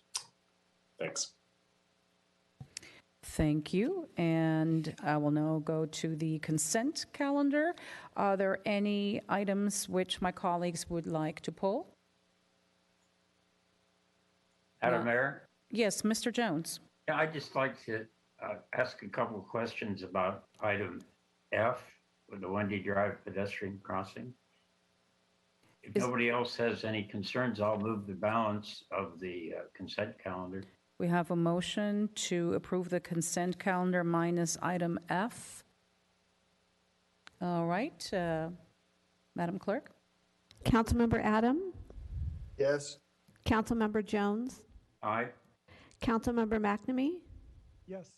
Mayor Pro Tem Engler? Yes. And Mayor Bill de la Pena? Yes. And that motion carries 5-0. Mr. Jones? Yes, I just like the city engineer to describe what all will be put in there at Wendy and Charlotte, along with the stripes on the ground. Are there warning signals and so forth about the pedestrian crossing? Yes, my pleasure. Good evening, Mayor Bill de la Pena and council members. This is Nader Haidari, the city engineer. And yes, this is going to be a more modern and crosswalk built to the newest standards. And so it's going to be much more than just striping across the road. It's going to involve advanced beacon notifications, lighting, and several other elements, yield signs, and signage that helps alert the cars to the upcoming crosswalk well in advance. So the drivers on Wendy will be well aware, I take it from all that there's a crosswalk right ahead. Yes, this is going to be similar in nature to some of the newer crosswalks that we've built on Thousand Oaks Boulevard over the last 18 months. It's not going to have all of the features and not going to have the center refuge island because of the ability. We want to preserve the ability to still turn left into the neighborhood, but it's still going to have many of the other elements that make those crosswalks very visible. Well, That's reassuring. Thank you. I'll move that item then, Madam Mayor. Thank you very much. Mr. Jones moves item 7F. Madam Clerk? Councilmember Adam? Yes. Councilmember Jones? Aye. Councilmember McNamee? Yes. Mayor Pro Tem Engler? Yes.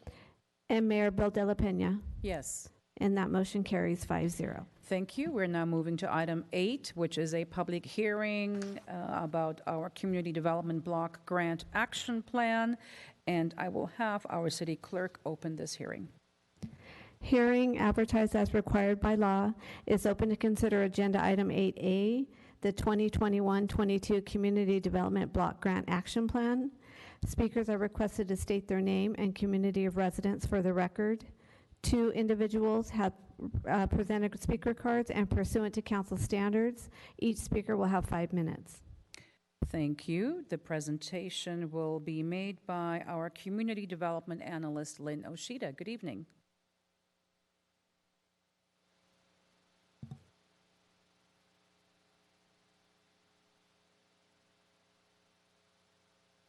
Good evening, Mayor and Council.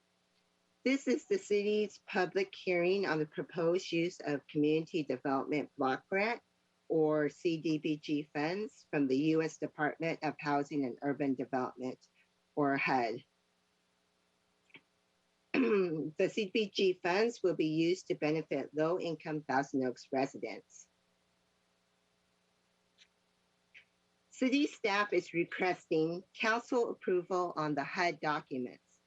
The 2021 CDBG Action Plan was prepared in consultation with the public and local stakeholders, and a copy of the draft document was posted to the city's website for public review prior to tonight's meeting.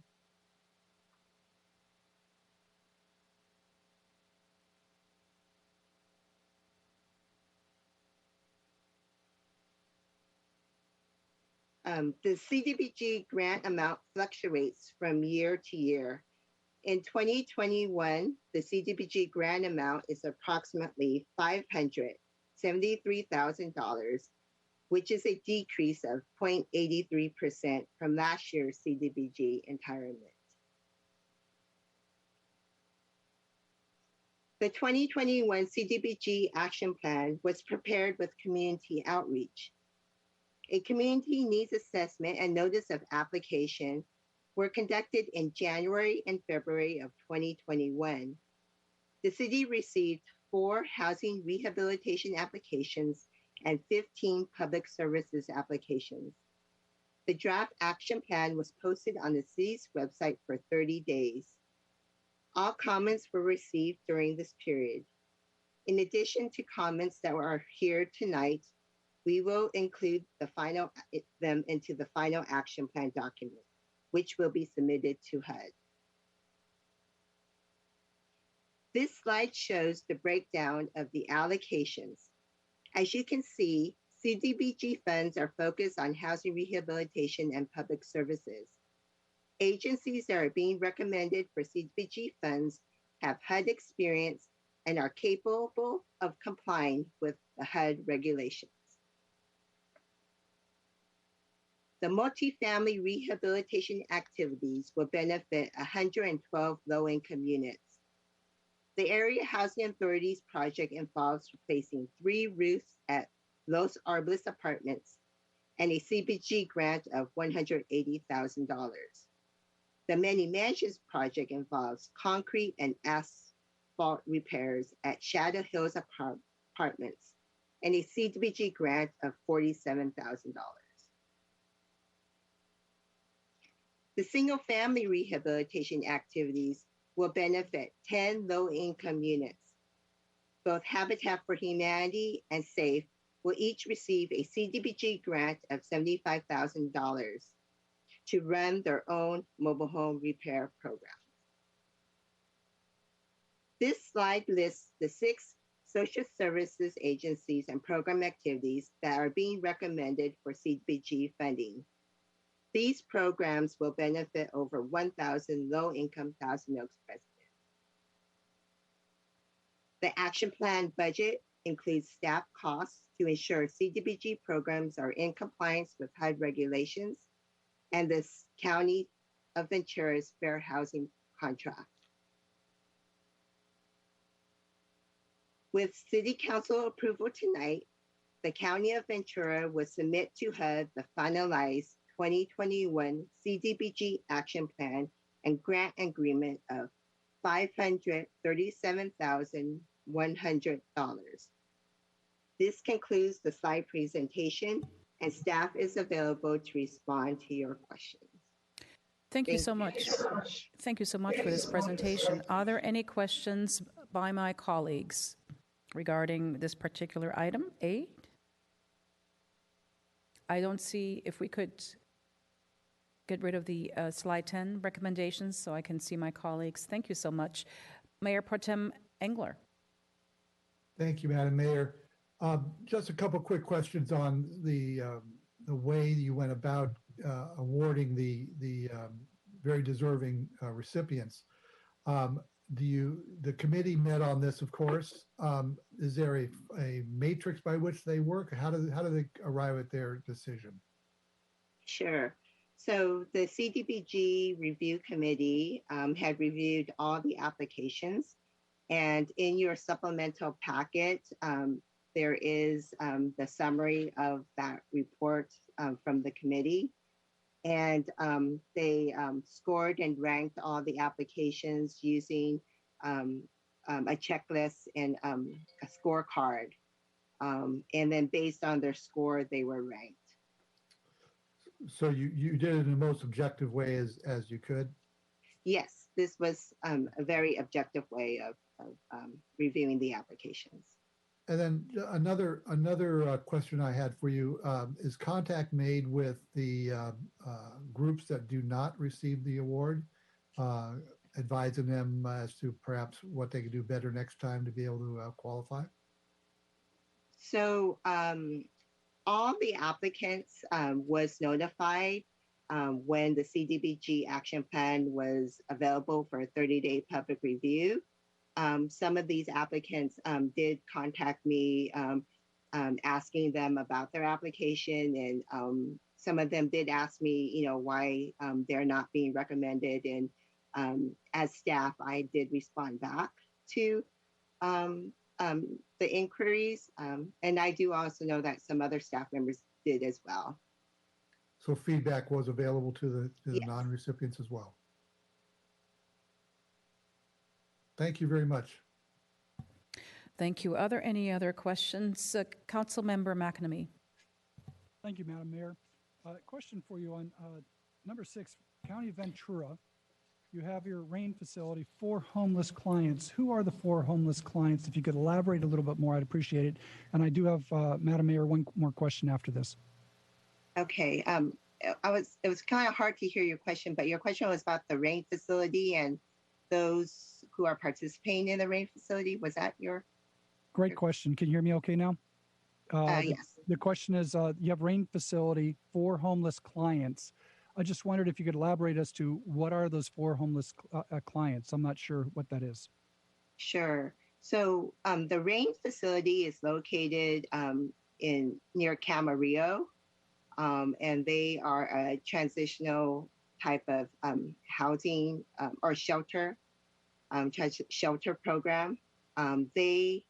For our CDBG contract, they would need to spend the specific money on a Thousand Oaks homeless person.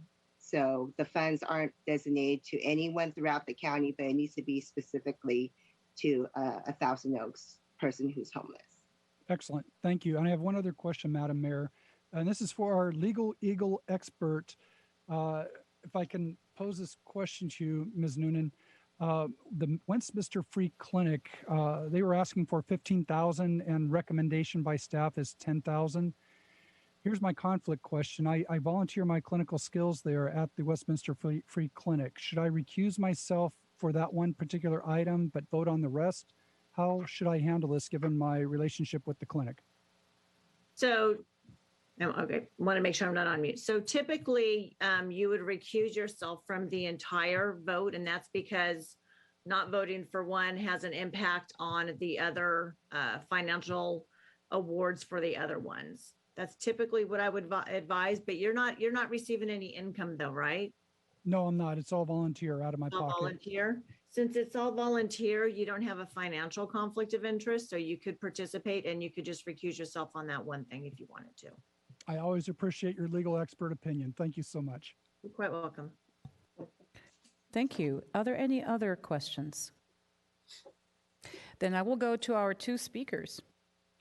Or actually, we're down to one now. I believe Mr. Bud McGehee. Is he with us? Yes. Okay. Good evening. Good evening. Actually, my name is Michael Nye. Mr. McGee couldn't make it this evening at the last minute. Michael Nye, Executive Director with the Area Housing Authority, the County of Ventura. Good evening, Mayor and Council staff. On behalf of Mr. McGee and the rest of the staff and our residents at Los Arboles, we wanted to thank you for the consideration of the $180,000 in order to assist us in replacing roofs on 3 of the buildings out at Los Arboles. This project receives no other subsidy, so it is tremendous assistance for you to participate, and we greatly appreciate the partnership with the City of Thousand Oaks. Thank you very much. Thank you. I do have a question for staff. When did the committee meet to evaluate all the applications, and when were the applicants notified that they did receive an award or a grant? Sure. So the committee met on March 2nd and March 3rd, and all the applicants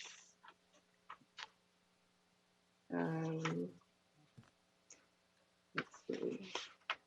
All the applicants was notified at the end of March that the CDBG action plan was available for public review. And in that had the applicants that were going to be recommended for funding. Okay. The reason I'm asking is because there were some requests coming in way after that that could not be considered for this particular process. Okay. Thank you very much. And if there are no other questions, I'm looking for a motion.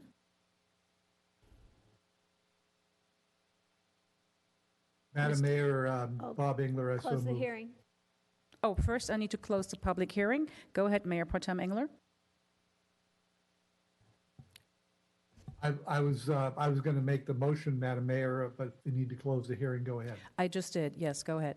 Hearing is closed. Go ahead. Move the acceptance of the recommendation. Thank you very much. Madam Clerk? Councilmember Adam? Yes. Councilmember Jones? Aye. Councilmember McNamee? Yes. Mayor Pro Tem Engler? Yes. And Mayor Bill De La Pena? Yes. And that motion carries 5-0. Excellent. Thank you. We now move on to our study session of the proposed 21, 22, and 23 operating budget. So I believe that this will be presented by our Finance Director, Jamie Boscarino. Good evening. Good evening, Madam Mayor, City Council members. We are here tonight to discuss the proposed fiscal year 2021-22 and fiscal year 22-23 operating budget. Department heads are here as well and available to answer any questions at the conclusion of my presentation. The purpose of tonight's operating budget study session is for a staff presentation to review the 2-year proposed operating budget. As this is a study session, there will be time after the presentation for City Council discussion and any public comments. The study session tonight is the third and final study session of the biennial budget process for this year. We previously discussed the user fees in the CIP budget. The user fees were also adopted in April as part of the public hearing. The operating budget is actually 2 one-year budgets, one for fiscal year 2021-22 and one for fiscal year 22-23. Once again, staff incorporated community engagement as part of the budget process. We also ensured that funds were set aside during the budget process to work towards City Council's goals and priorities for fiscal year 2021-22. The operating budget process was kicked off in December with a citywide budget meeting to go over the budget process, the budget theme, and the general state of the city's finances to set the tone for departments to prepare their budget requests. Departments then prepared their budgets between January and February, when the finance budget team then met with each individual department to review their budget line item by line item. Any increases over the current budget had to be justified. And then staff met with the Finance Audit Committee on May 3rd to review the proposed budget. Our recommendation tonight is to set June 8th as the public hearing date. Throughout this process, staff has done budget engagement and outreach. In the past budget cycle, staff has focused their engagement and outreach efforts on a combination of both online and in-person engagement. Obviously, during COVID, staff was unable to do in-person engagement. A new budget website was created, www.tobudget.org. The goal was to help residents gain a basic understanding of the municipal budget process, to try to take the mystery out of the budget. We had close to 1,000 hits to our budget site so far. Staff also relied heavily on social media to engage the public through Facebook, Instagram, Twitter, and Nextdoor posts. And we also did ads in the City Scene newsletter. We wanted to direct the public to our budget website, provide education, and get feedback through our budget survey. Staff created how high our quality of life is connected to community engagement, fiscal responsibility, and smart project implementation. For the first time this year, we created the budget in a box trivia series as a fun and unique way to provide information to the public about the city. These videos had the highest engagement from the public. Our online budget engagement survey was focused at just being a short and quick survey that the public could take in order for staff to get a high-level understanding in combination with the community attitude survey of what residents' priorities are. This was a small sample size of just under 200 responses, and of course, it's not statistically valid like our community attitude survey. For the top 3 priorities question, the highest priority of respondents was to address local homelessness, mental health, with improving infrastructure and investing in environmental sustainability, almost tied at 82 and 83 responses. Each one of the top 3 are incorporated into our proposed budget with various projects to meet these priorities. The majority of the responses in the other category were for supporting affordable housing efforts, which is also included in our draft budget. Moving on. Ranking city services on low to high priority, the services ranked with the most high priority answers were retaining and engaging the number of quality jobs in Thousand Oaks, acquiring and preserving open space, and supporting homelessness services. The final question is similar to that included in the community attitude survey, asking how satisfied the public is with the city providing services. The public continues to be highly satisfied with the provision of city services.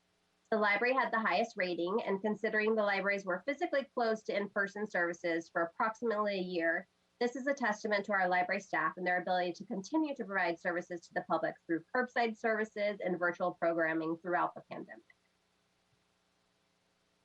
We will now get into the development of the citywide budget. Preparing the city's budget is distinctly unique every 2 years. The preparation of this budget was, of course, unlike any other in that it was developed during a pandemic with much uncertainty. Despite that, it is clear that the city remains fiscally strong thanks to the strong leadership of City Council and management.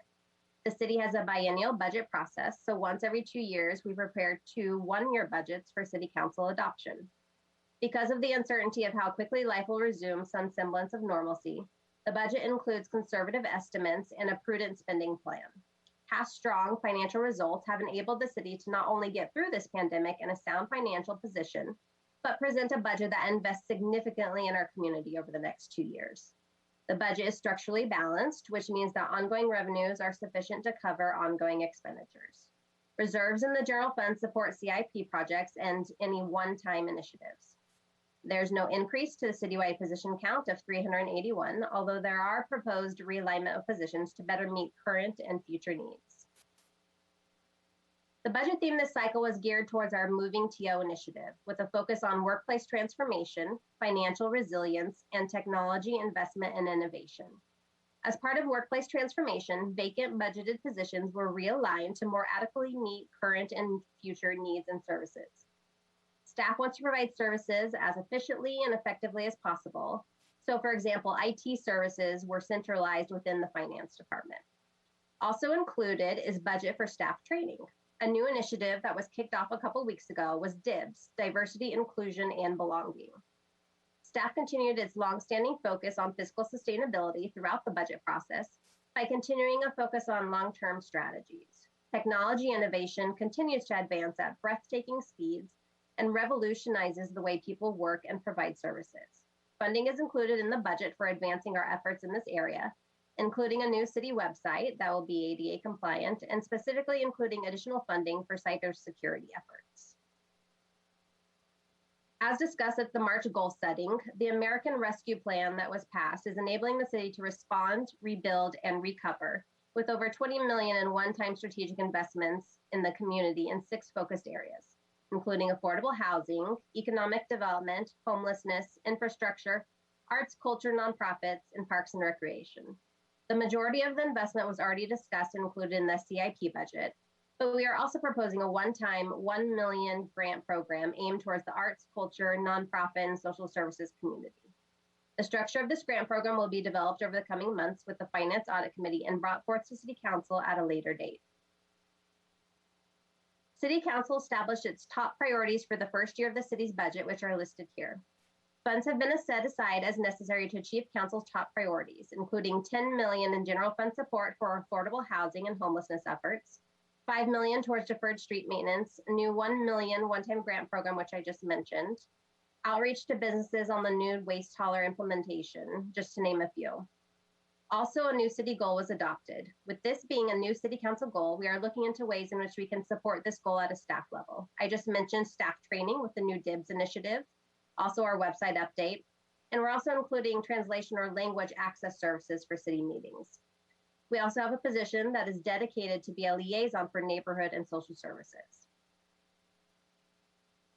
The proposed fiscal year 2021-22 citywide budget is $243.4 million.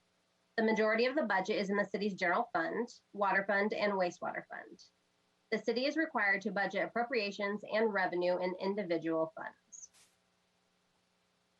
Then the proposed fiscal year 2022-23 citywide budget is slightly lower at $229.4 million. And that's because of some of those major one-time initiatives that I talked about that are in the first year.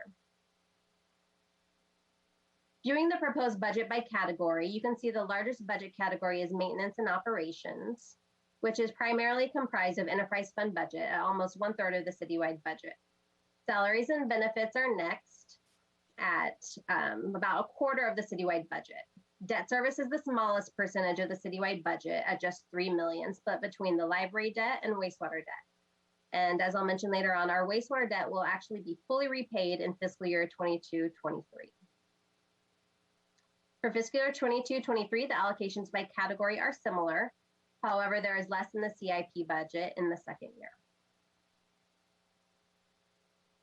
I'll now review the city's major funds, starting with the general fund. The city's general fund is the city's only discretionary fund, and that revenues can be used for any purpose. The proposed budget is considered a balanced budget in that ongoing operating revenues are greater than ongoing operating expenditures. There is revenue from the American Rescue Plan included in the first year of the budget. As mentioned, we are also proposing a one-time $1 million city grant program in the first year. There's also additional funding for technology efforts, as I mentioned, including cybersecurity, a movement from the existing Granicus agenda management system to a more modern system with PrimeGov, which will also allow for closed captioning of all of our public meetings, an upgraded public website, which will be fully ADA compliant, and increased funding for translation services. Below the line, which are one-time expenditures included in the CIP budget, that's not included in the calculation of whether the city has a balanced budget, as they are paid for with existing reserves. The budget for affordable housing and homelessness efforts in the city is meant to be flexible in order for City Council and the staff to be able to quickly respond to opportunities that may arise and leverage state and federal funding as well. The past 10 years of actuals, current projections for this fiscal year, and the proposed budget for the next 2 years is shown on this chart. We're preliminary projecting that the general fund will experience an increase in fund balance for fiscal year 2021, which is the current fiscal year. It's evident in this graph the strong financial position the city is currently in. Despite the growth, we have maintained the position count, made significant one-time investments in the community over the past several years, and also made strategic financial sustainability decisions. These past decisions have enabled the city to be in a position this budget cycle to increase our investment in the community. The proposed general fund budget for fiscal year 2021-22 is $92.9 million. As you can see, the majority of the revenue is from three revenue sources: sales tax at over 1/3 of revenue, and then property tax and property tax in lieu of vehicle license fee revenue. The proposed general fund fiscal year 2022-23 budget is slightly higher at $93.3 million. Focusing on general fund revenue, we anticipate sales tax to increase each year as we are coming out of the pandemic and businesses continue to recover. Property tax continues to increase with assessed valuations increasing and the median home price continuing to rise. Charges for services is projecting an increase each year, with a larger increase in the first year due to development projects that have already received pre-screen approval. Franchise fees are expected to decrease slightly the first year due to the move to our new waste hauler contract with lower residential rates, offset by increases in utilities fees. Licenses and permits are expected to decline the first year due to the cost of lumber and other construction materials greatly increasing. Transient occupancy tax is projected to increase significantly both years as the economy starts to rebound and the public feels safer traveling. Use of money is projected to decline the first year due to a decrease in rates. Revenue from other agencies shows large decreases each year as the American Rescue Plan revenue is receded here and is higher in the projected fiscal year 2021 than fiscal year 21-22, and no revenue in fiscal year 22-23. Other revenue shows a decline in the first year due to settlement revenue we received this fiscal year.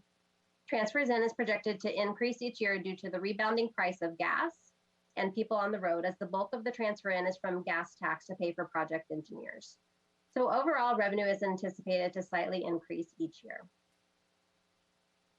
As mentioned, sales tax is the city's largest revenue source. Here you can see how that 7 1/4 sales tax is divided. And the city, of course, has the lowest sales tax in the state. Many other cities throughout the state have increased their sales tax with add-ons above that 7 1/4%.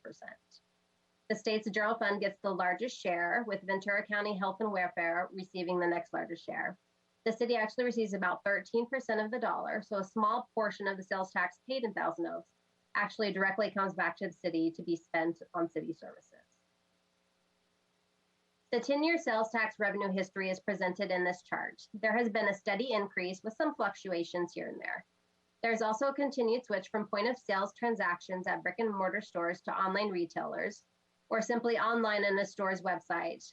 And that negatively impacts our point of sales revenue as the revenue goes into the county pool and is apportioned out to all cities instead of coming back directly to us. Or, for instance, it goes to a fulfillment center city and doesn't come back to the city at all. The city does work with a consultant who regularly monitors the city's sales tax and ensures that all sales tax generated in the city is properly being allocated to the city. As we evaluate online sales and its impact on sales tax revenue, it's evident that the pandemic drove sales even faster online as store closures and restrictions limited abilities and willingness for in-store shopping. We only anticipate this trend to further continue as the public enjoys the ease and convenience of being able to purchase almost anything from anywhere and have it show up on your doorstep the next day. In looking at property tax, the city actually incorporated without a general municipal property tax, and we now receive a very small share called TEA, or tax equity allocation. The bulk of the property tax from Thousand Oaks residents goes to schools, the county, the fire district, and CRPD. In fiscal year 1920, the city experienced a sharp increase in property tax revenue. This was due to a correction in the TEA calculation by the county, which resulted in the city receiving a larger share of property tax, as well as a one-time payment for 3 years worth of past misallocations. This current year, the county revised how it was distributing pass-through payments, which increased the total property tax the city is anticipated to receive this year. These corrections moving forward lead to the city receiving a greater share of property tax.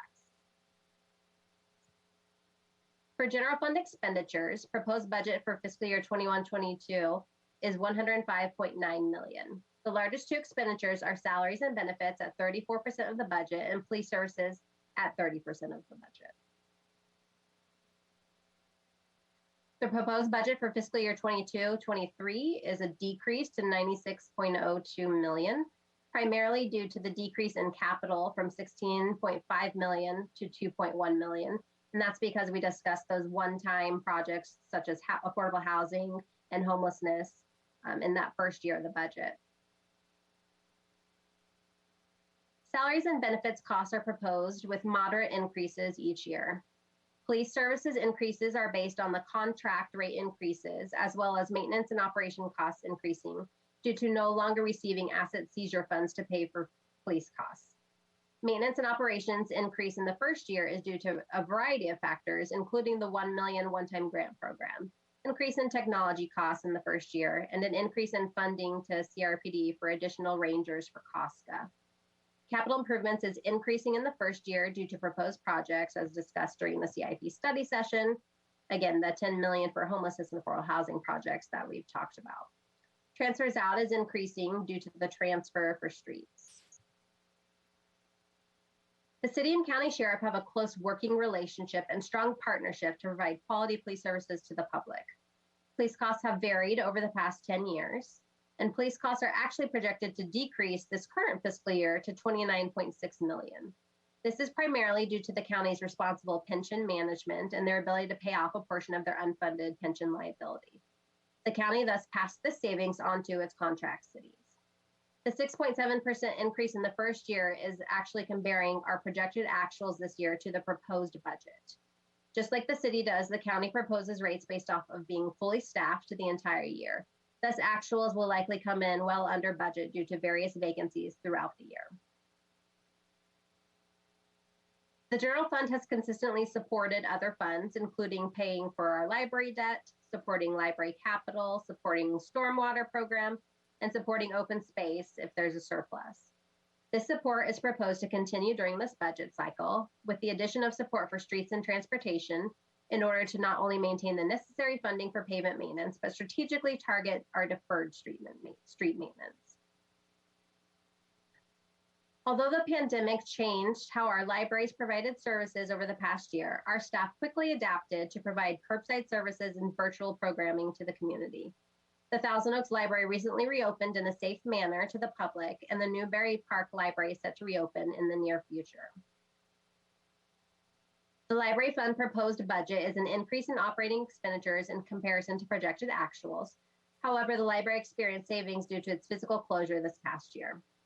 There are several CIP projects that are currently proposed, such as a solar project and a remodel of the interior spaces of the libraries to provide services in a new way that meets current and future needs of the public.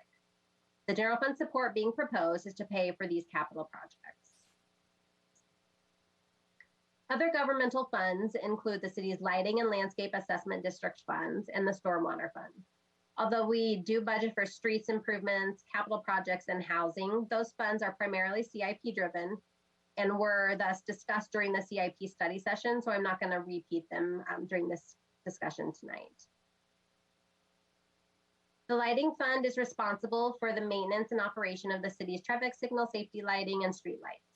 Revenue is primarily from the lighting special assessment and general ad valorem property tax. Revenue is projected to be flat. The city is restricted by how much the special assessment can increase annually. Operating expenditures are budgeted to slightly decrease in the first year. There is approximately $700,000 proposed each year in the CIP projects in order to maintain the city's traffic signals. Although there is adequate fund balance in the fund to pay for these projects, without future revenue increases or expenditure decreases, the city's general fund will have to support the lighting fund in the near future. The city's landscaping assessment district fund is responsible for the maintenance and improvement of landscaping throughout landscape assessment districts. Approximately 43% of parcels are in a landscape assessment district throughout the city. Much as the lighting fund, the landscaping fund primarily receives revenue through special assessments on the property tax bill and also a general ad valorem property tax. Operating expenditures are budgeted to increase due primarily to water costs rising and contract maintenance costs rising. The landscaping fund currently has sufficient fund balance to pay for the capital improvements, and the fund is structurally balanced with operating revenue exceeding operating expenditures. Assessments have been set to fund the capital projects as well as the operations of the district. The city stormwater fund is responsible for the operation and maintenance of the city stormwater program in compliance with the countywide NPDES permit. The two revenue sources are a countywide special assessment, which has not been increased since 1990s, and any change in that rate would require action from the county. The other revenue source is sales of reclaimed water. As you can see, the general fund supports the stormwater program. In addition, this is the first budget where the solid waste management fee will be utilized to fund a portion of the city's stormwater program as well. The ability to fund this program is not unique to Thousand Oaks and is a challenge that every city is dealing with. Staff stays abreast of grant opportunities and statewide regulatory discussion regarding stormwater programs. Moving to the city's enterprise funds, which operate like a business in that they charge fees to support their operations. The city has 6 enterprise funds: our water fund, wastewater fund, solid waste fund, transportation fund, theaters fund, and golf course fund. The city's water fund is responsible for delivering water to approximately 1/3 of the city, or over 16,000 customers. There are 2 other water purveyors in town that supply water to the rest of the city. Revenue is primarily from water sales and base charges. Staff has a focus on sustainability of our water system long-term and reducing the reliance on imported water as we are, it seems, perennial drought conditions in Southern California. Proposed operating revenues have an increase each year due to expected increase from Callegas that are passed through to customers. Operating expenses are primarily due to increases in salaries and benefits and the purchase of water from Callegas. As discussed at the CIP study session, the water fund has many significant projects planned for the next 2 years, including reservoir maintenance and the Los Robos groundwater treatment project, of which grant revenue is anticipated to pay for a portion of the project. The water fund has been setting aside reserves over the past several years to fund the planned CIP projects. Staff will be updating the water financial plans and developing rates and will return this fall to City Council. The city's wastewater fund is responsible for the treatment of wastewater that flows through to the city's Hill Canyon wastewater treatment plant, which treats up to 10 million gallons per day and serves more than 37,000 accounts. Revenue is primarily from service charges. The proposed budget includes a modest increase in operating revenues.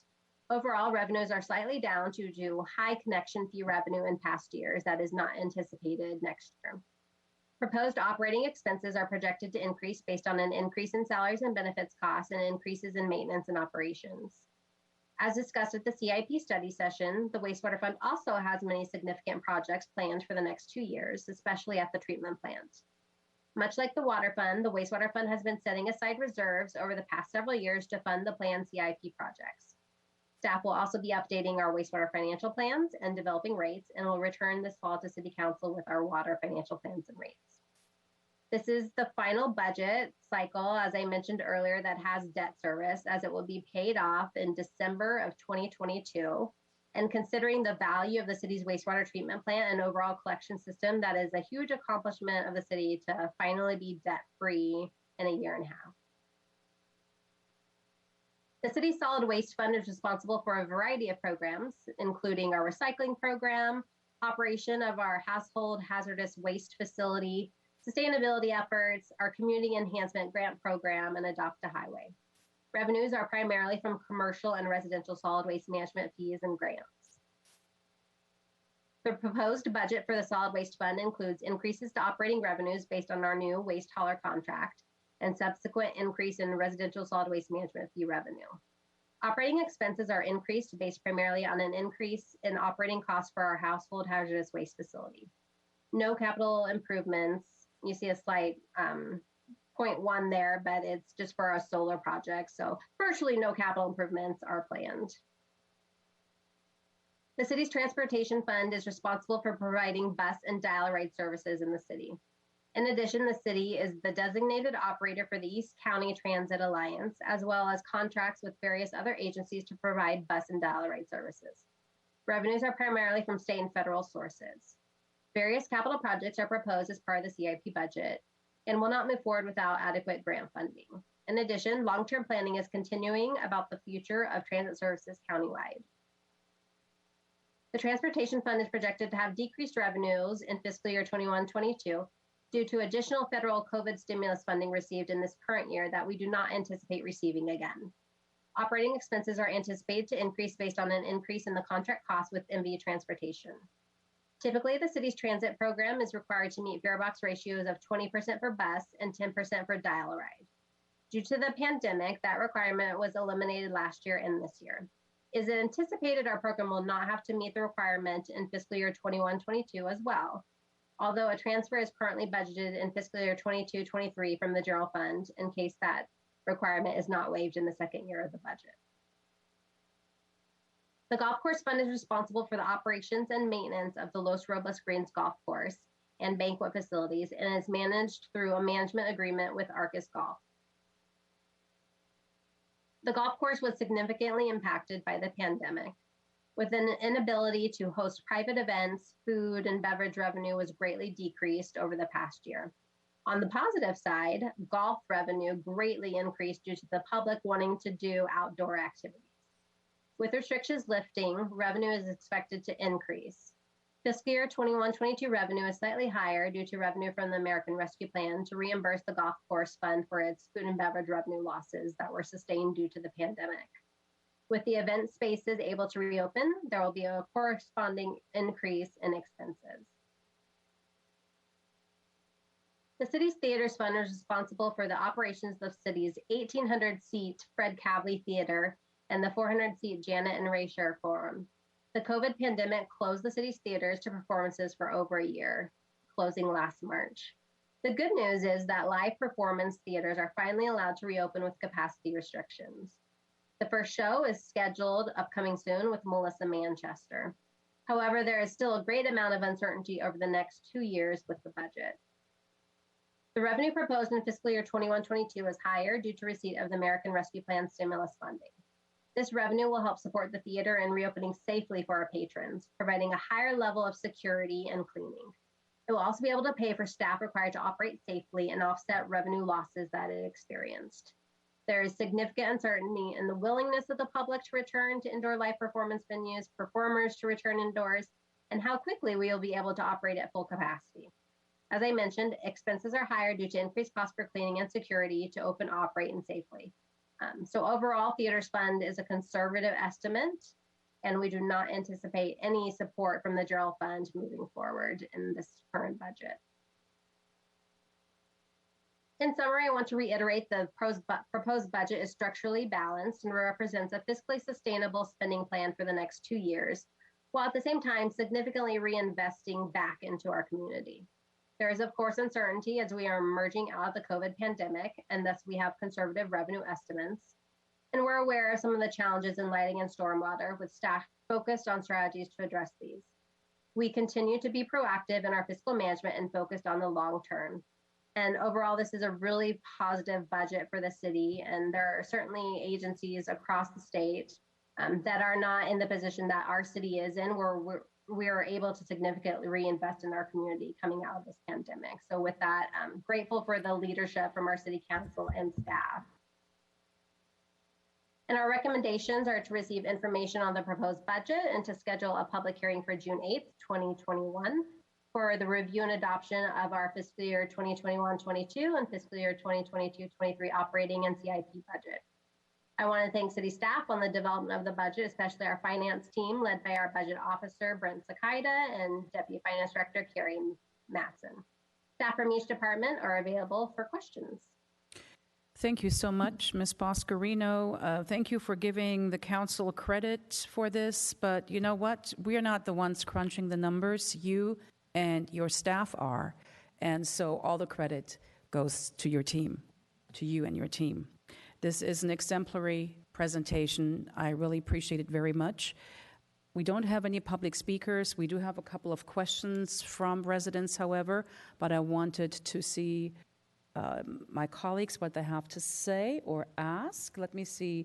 Councilmember McNamee, your hand is up. Go ahead. Thank you, Madam Mayor. Jamie, first off, I would like to say thank you for the superb job you do in keeping this budget balanced, intact, meeting the city's needs. You and your staff should be applauded for the terrific effort you have done.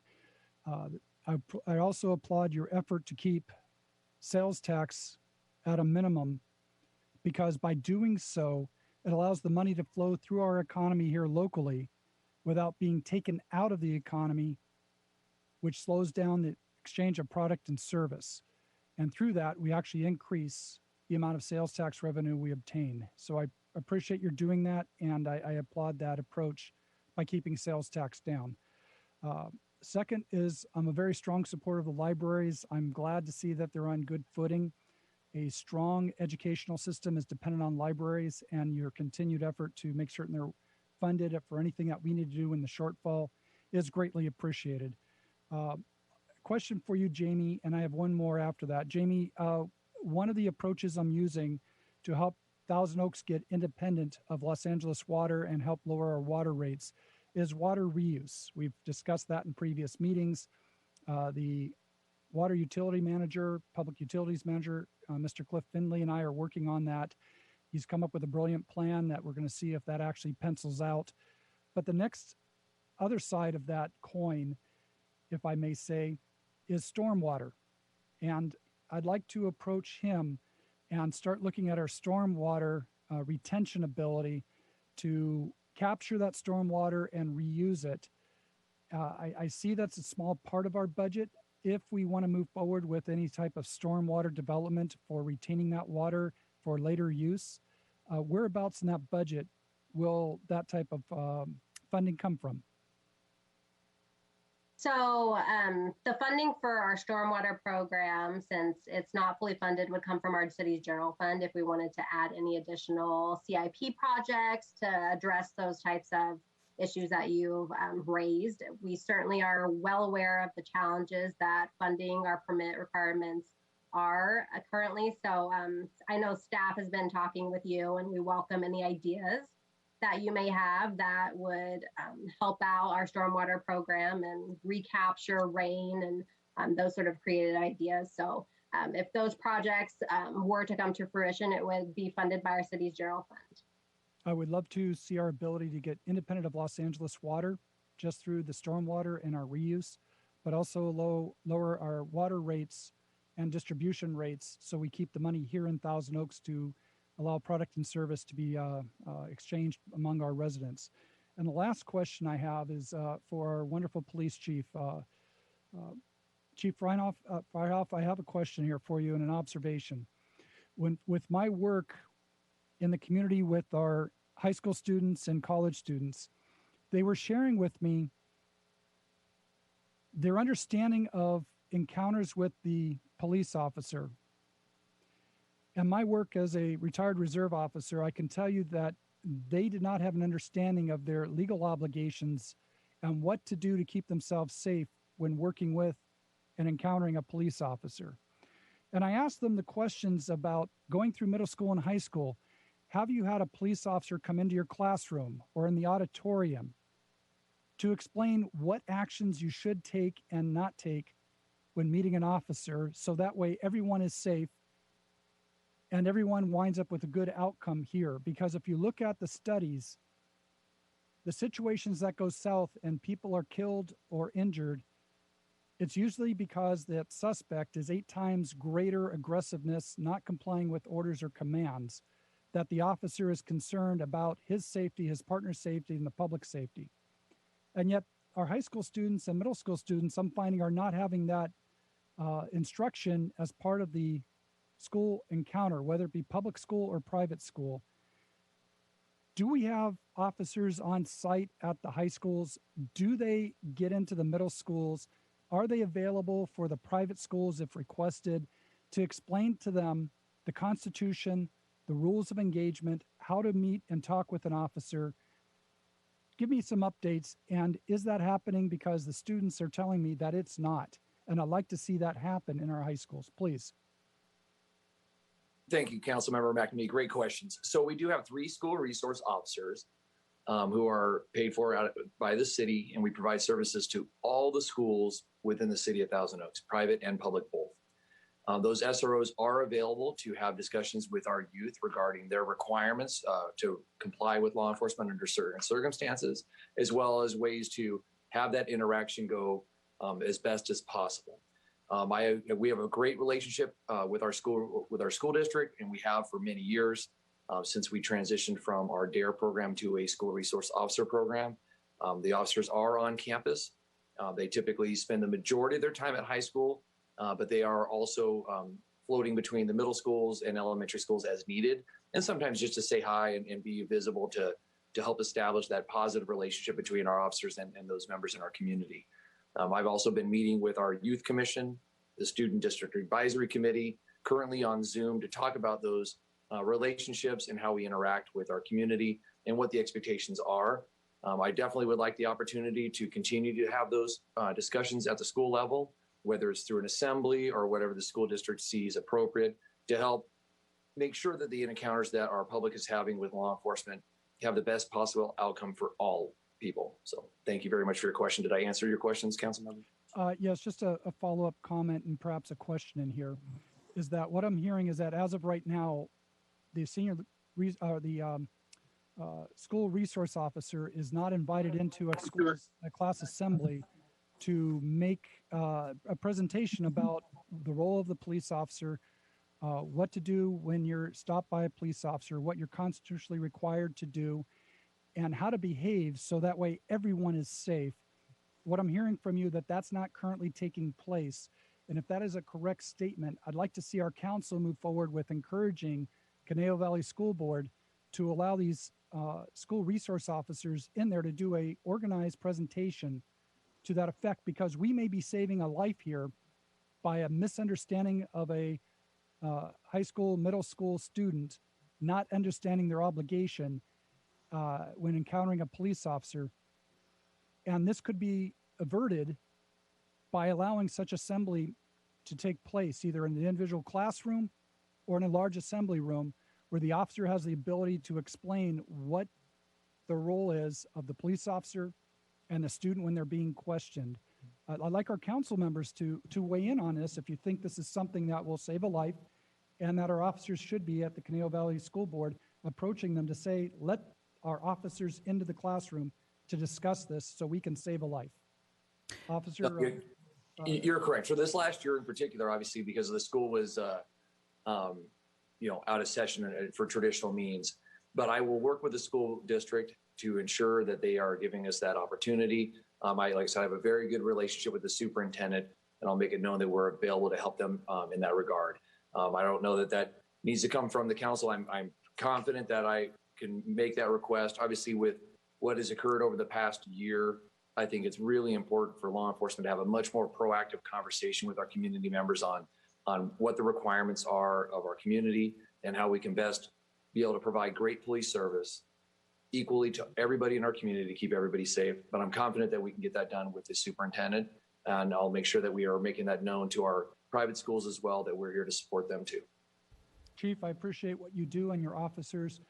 It's a tribute to not only the training of your officers and how they interact with our community, but it's also attributed to the community members who respect you and your officers and try to help you keep our cities safe. And with that, I yield back to our mayor. Thank you so much. Thank you, Councilmember McNamee. As Chief Freihoff stated, this probably does not require council consideration or direction. I do have a question, however, for our finance director. The SRO costs, are they school resources officers? Are they shared with the school district? I would imagine that cost, the city's portion, is already included in the budget for the police. Yeah, so school resource officers, the budget is fully paid for by the city. The school district does not pay for the school resource officers at all, and it is included in our proposed budget. Very good. Thank you. Any other questions from my colleagues? I'm looking at my little screen here. Mr. Madam Adam Mayor. or Mr. Jones, go ahead. Just a couple of general questions. Just to follow up to that, do we still pay for the crossing guards at schools? I know we did a long time ago. Yes, we do pay for the crossing guard program that is provided at crosswalks at schools. Jamie, I'd like to compliment you on this presentation and the material that was in the packet.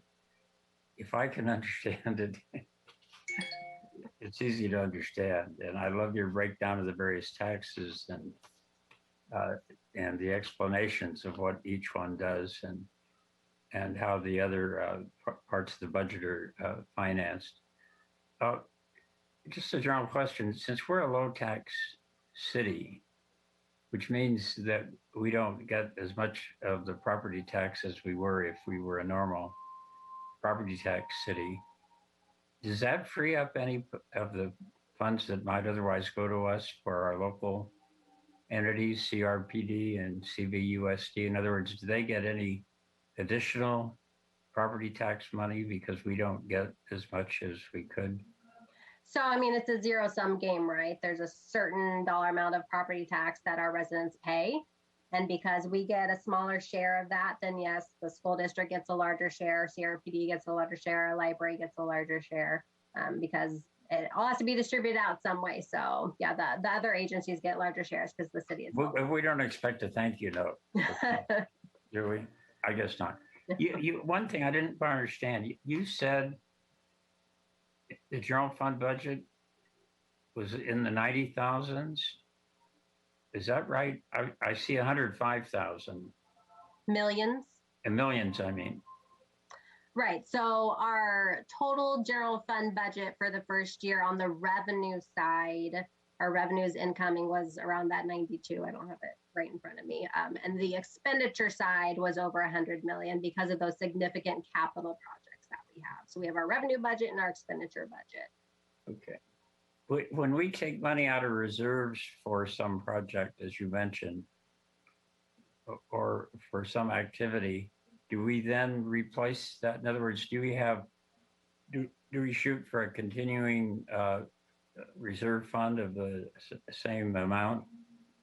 Right. So the city has a reserve policy where we have a 15% reserve and a 5% reserve. So it's a total of 20% reserve for emergency situations and for working capital. So we, per city council policy, maintain at least 20% of our general fund and library fund budget in reserves.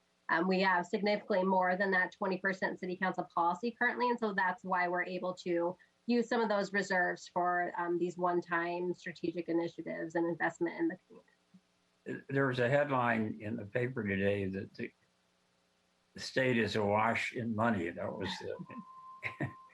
the exact headline. Since they're awash in money, do they intend to share any of that additional sharing with the cities? Or? Not directly, no. They certainly have their own stimulus program that they have for our low-income residents throughout the state. So they're doing additional stimulus funding to our residents. We may see additional funding maybe through Project Home Key or certain grant programs like that, but not directly back to the city, no. And finally, since the sales tax is $32.7 million, and that is a significant amount of our budget, do we get anything from online sales by residents of Thousand Oaks? Yeah, so online sales will go into the county pool. So if you are shopping online at Costco, Target, Amazon, all those retailers, it's complicated how the formula is, but some of that money does come back through the county pool and then gets distributed to each of the cities. So it's not by cities, it's by counties then? Yeah, online goes into the county pool. Thank you, and thanks again for a very discernible budget explanation. You're welcome. Thank you. I do have some questions, but I see that Mayor Pro Tem Engler has his hand up. Thank you, Madam Mayor. Just a quick question, really on the sales tax. We are at lower sales tax area. Ms. Boscarino, have you had an opportunity to look into whether some of our large ticket items, such as the auto mall, has attracted out of area sales? Is that something that they track over there? Have you tracked it? So we don't know specifically the city, unless our economic development manager is, where those people are coming from. I can guarantee you 100% that resident or some of the customers are coming from outside of City of Thousand Oaks limits. Absolutely. Certainly within the county and within LA County as well. They are attracted to our auto mall. We have a whole wide variety of auto dealers, and some auto dealers are only in our city and aren't in other cities anywhere near here. So we certainly do attract people from outside of the area, but we don't get that information. All right, thank you. I would just empirically, I would think, let's see, the tax out in LA is much higher. Now? How much? It probably depends. It depends which city you're in. Some of them are over 10%. So, and we're at 7.5, 7.25. 7.25. Right. So I would just empirically, I would think our tax, our sales tax position advantages us in some ways in our community. Absolutely. I would hope that we're attracting people from out of the area. Just an overhead and just a comment. I think Ms. Boscarino and your team, I'll echo some of my colleagues' praise for your efforts in this, just presenting the budget. But in terms of overall, this budget is something that the citizens should be very proud of. In a time when revenues were down because of COVID, all the things we went through last year, and to come out this year with after the grants and reimbursement from the feds and from the state, we now are in a position really to move forward on a lot of the items that have been on the docket for some time. This is a real comment on our citizens, and particularly you, in fact, in our finance department. City staff has really helped guide this community, and I wish to thank you for it. Thank you. Ms. Boscarino, at the very beginning, you mentioned the Community Budget Engagement Survey, and what really stood out is the response to address homelessness issues as well as mental health. And that was followed by investment in environmental sustainability. I am wondering, I know we set aside $10 million in this particular budget to deal with affordable housing and homelessness. I was wondering if you could elaborate, expound on this a little bit more, including mental health, simply because that is usually under the jurisdictional purview of the county. Yeah, so total budget is actually over 16 million in the budget for affordable housing and homelessness services. 10 million was just from the general fund, but we have our two housing funds, our housing successor and our housing trust fund, that also have additional budget. So total investment is $16 million that we've set aside over the next 2 years for these two efforts. As far as, mental services, the county is typically the one that provides mental services. We certainly do have, like we mentioned, our one-time $1 million grant program, and that will go to some nonprofits as well, that I'm sure there are those out in the community that may provide those types of services. We also have a position that is dedicated as our neighborhood and social services liaison. And so they certainly work with that, those in the county and those nonprofits throughout the community on identifying and providing services as well. And then I'll let our city manager jump in if he has anything to add on the mental services. Thanks so much, Jamie. I was just going to suggest that Chief Fryoff share a couple of words, because I think this is one of those often lost components of how we work and integrate with our county partners here. Mental health support is a function that originates out of the county infrastructure.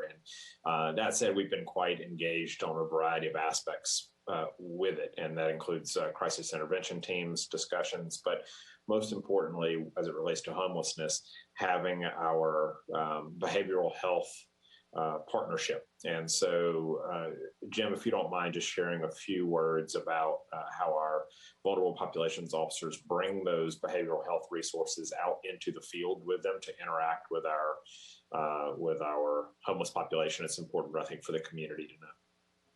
Yeah, thank you very much, City Manager. Yes, we do work very closely with behavioral health. For those that are not aware, the behavioral health services in the county provides the mental health services for every city in Ventura County. They're funded through the state, oftentimes with grants, and that's managed by the department head, Savette Johnson. Dr. Savette Johnson is in charge of the Behavioral Health Board. And we work in conjunction with them on a variety of fronts. Not only do they respond with us when we go to assist our people experiencing homelessness, that we take their employees in the field with us to these different encampments to provide services, but they're also available. So when we respond to calls of people in crisis, we can request a crisis response team to come out or to be available for phone calls, for consultations, because we have a pretty vast county. So oftentimes that service is done over the phone, and we can get them guidance and get them resources immediately, and get them a casework even assigned. And then we have follow-up that's conducted through behavioral health as well. We are definitely working very closely with them as we navigate those issues with those experiencing not only homelessness, but also for people that are encountering mental health crisis. Obviously, as you know, this month is Mental Health Awareness Month. And so we work very closely with not only behavioral health, but the other groups in the county, such as NAMI, the National Alliance on Mentally Ill, to help bring services to those in the community that need it.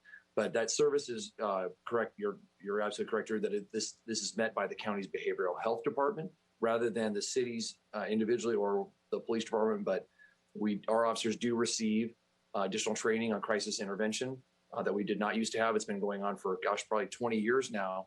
And we have over 98% of all of our patrol staff are now trained in crisis intervention techniques to help better de-escalate, communicate, and then coordinate with our behavioral health partners to provide the necessary resources for our community members.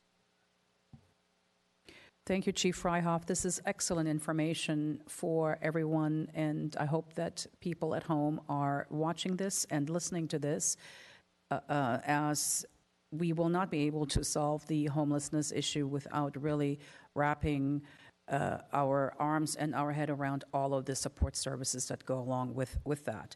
And while I have you, Chief Freihoff, there is a resident who did ask a question this evening that is in a supplemental packet, wondering about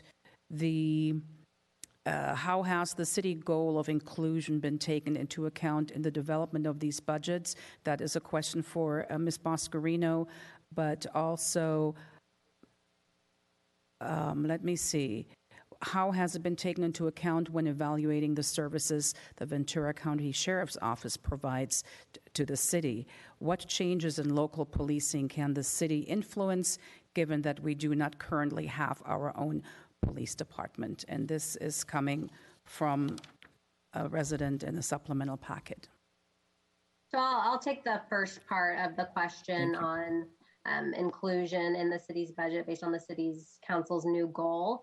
As I mentioned in my presentation, we have a robust staff training program and budget directed towards staff training. And we just started our new initiative, the DIBS initiative, which is Diversity, Inclusion, and Belonging. And so our staff are currently going through that training on DIBS. And I know our human resources. Oh, we just lost Jamie. Yeah. All right. Maybe I'll jump in for her. Go ahead. I'll jump in for her while she gets back online. One of the important components. Discussed a lot of the training we started over the past few months, and those are going to be included now within the budget and moving forward, having translation service. And then also looking at our website and making sure our website is fully ADA compliant and inclusive as well. Since this is a new city council goal, we'll be looking at a staff, city council, and a management basis and figuring out what are other areas that we can address with this moving forward. Thank you, Jamie. We did lose you just for a few seconds, but go ahead, Drew, go ahead. Yeah, I was just going to add, one of the things that's important for residents that may be new to looking at how the priorities and goals roll through the organization, all of our staff reports actually have an indication on the end of them that draws back a connection to these areas. And so when you run a large organization that has multiple different touch points, there are a lot of investments that occur throughout the year that are related to priorities and to goals. And so to that end, you will see, as Jamie was mentioning, there's quite a few touch points there, and you'll see more and more throughout the year. They're woven in throughout the budget. And this is the study session. We'll have a budget message that goes with the final budget, and we'll edify some of those pieces as we go through that. But as it relates to police portion of your of the question that you read, Chief Ralph actually opened our meeting tonight talking a little bit about exactly one of those types of investments, which is the new dashboard. So I'll just give him a couple quick minutes here to touch on that. Thank you also, Drew. Yes, you're correct. So the dashboard is one of the new components that we're adding for transparency, for people to see what we're doing, and how that interlays with the current desire of our council for diversity and inclusion. We also have within the Sheriff's Office, we've implemented new bias-based training, which we are doing now on a bi-monthly basis.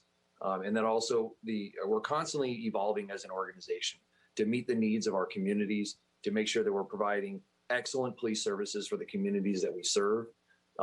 And as the chief, I've also reached out to numerous advocacy groups, including Buen Vecino, Adelante, our interfaith groups as well, to make sure that we're providing the most stellar police services for the city of Thousand Oaks. I have no doubt about that, Chief Freihoff. Thank you so much. And let's see, do I have any other questions? Yes. Councilmember McNamee, your hand is up again, I see. Yes, please. I've got two follow-up for Ms. Boscarino. When I make a purchase from Amazon, they know exactly what city I am in. When I had my medical supply company of some 26 years, every time we filled out our monthly sales tax report, I had to break it down by city. Why is it that the money's going from Sacramento to the counties, and we are relying on a county to figure out where to allocate that money within the county when they're not clear as to which city it goes to? Why, with this modern technology, we're not able to have it come back directly down to the penny to Thousand Oaks? I don't want to rely on Ventura County to distribute this, because how do they know what the sales were in Thousand Oaks? Can you give me some insights as to why we're doing it this way and not using the technology that is currently being used in the industry? Right. So the reason it's done this way is because that is what the state says. So it's an antiquated tax allocation system for the state. And the county actually isn't evaluating where they think it goes. It's just based on the total share of the total sales tax revenue. So if Thousand Oaks has 20% of total sales tax revenue, we get 20% of the county pool. So it's certainly something that we are looking at a staff level. But as it is right now, that is how the state's sales tax allocation method is. Thank you. Second question deals with car leases. One of the largest tax revenue sources we get is from auto sales as well as leases. How do we ensure that the leases we're receiving from Sacramento, the appropriate sales tax that we should from that sales tax to leases? Yeah, so thankfully the city partners with a sales tax consultant who works directly with the state, and they have a great understanding of the sales tax system. And they will, because we have a contract with them, they will audit our sales tax payers for free for the city and ensure that our city is receiving the sales tax that it is rightly owed. So we talked about this the other day, and that's certainly something that we're going to be reaching out to them and have them investigate and make sure that we are getting the proper sales tax from car leases. I appreciate that. When you told me the story how Ferrari dealership, we were not getting our appropriate sales tax from the leases from Sacramento, that begs the question of that taking place also with the other car dealerships. So I applaud your effort to work with that company to do the audit and see where we are with it. I don't think it's going to be very involved. it should be pretty clean to see what the sales taxes are for the leases here and what are we getting back from the state. And again, I just want to echo my other council members' comments that you and your staff do a phenomenal job with the budget. And thank you so much for guiding us through it. Thank you, Madam Mayor. Thank you. Any other questions from perhaps Councilmember Adam or Mayor Pro Tem Engler? Councilmember Jones? Mr. Adam? Thank you, Mayor. I was ready to make a motion if we're at that stage. I believe we are. All right. Well, thank you very much. I would like to say that we have been presented with a remarkable budget. We really have. The staff's been working on this since December of last year. Considering the challenges this city has faced with COVID, to be presented with a structurally balanced budget that still has room for capital improvement project in the city is quite remarkable. We'll continue paving streets as we've done for the past few years. We have the best streets in the county and we'll continue to do that. We'll continue some great projects, as was mentioned earlier, with our sidewalk widening project on Teal Boulevard that won the American Public Works Association Project of the Year. We'll look forward to more projects like that. We've got money set aside for our homeless population. It's just amazing what we've been able to do.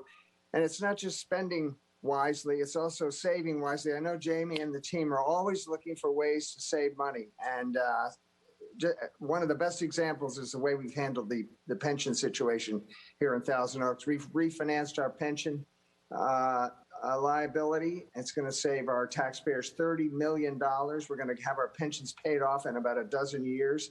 And we also created a pension rate stabilization fund that's there as a rainy day fund for our pensions.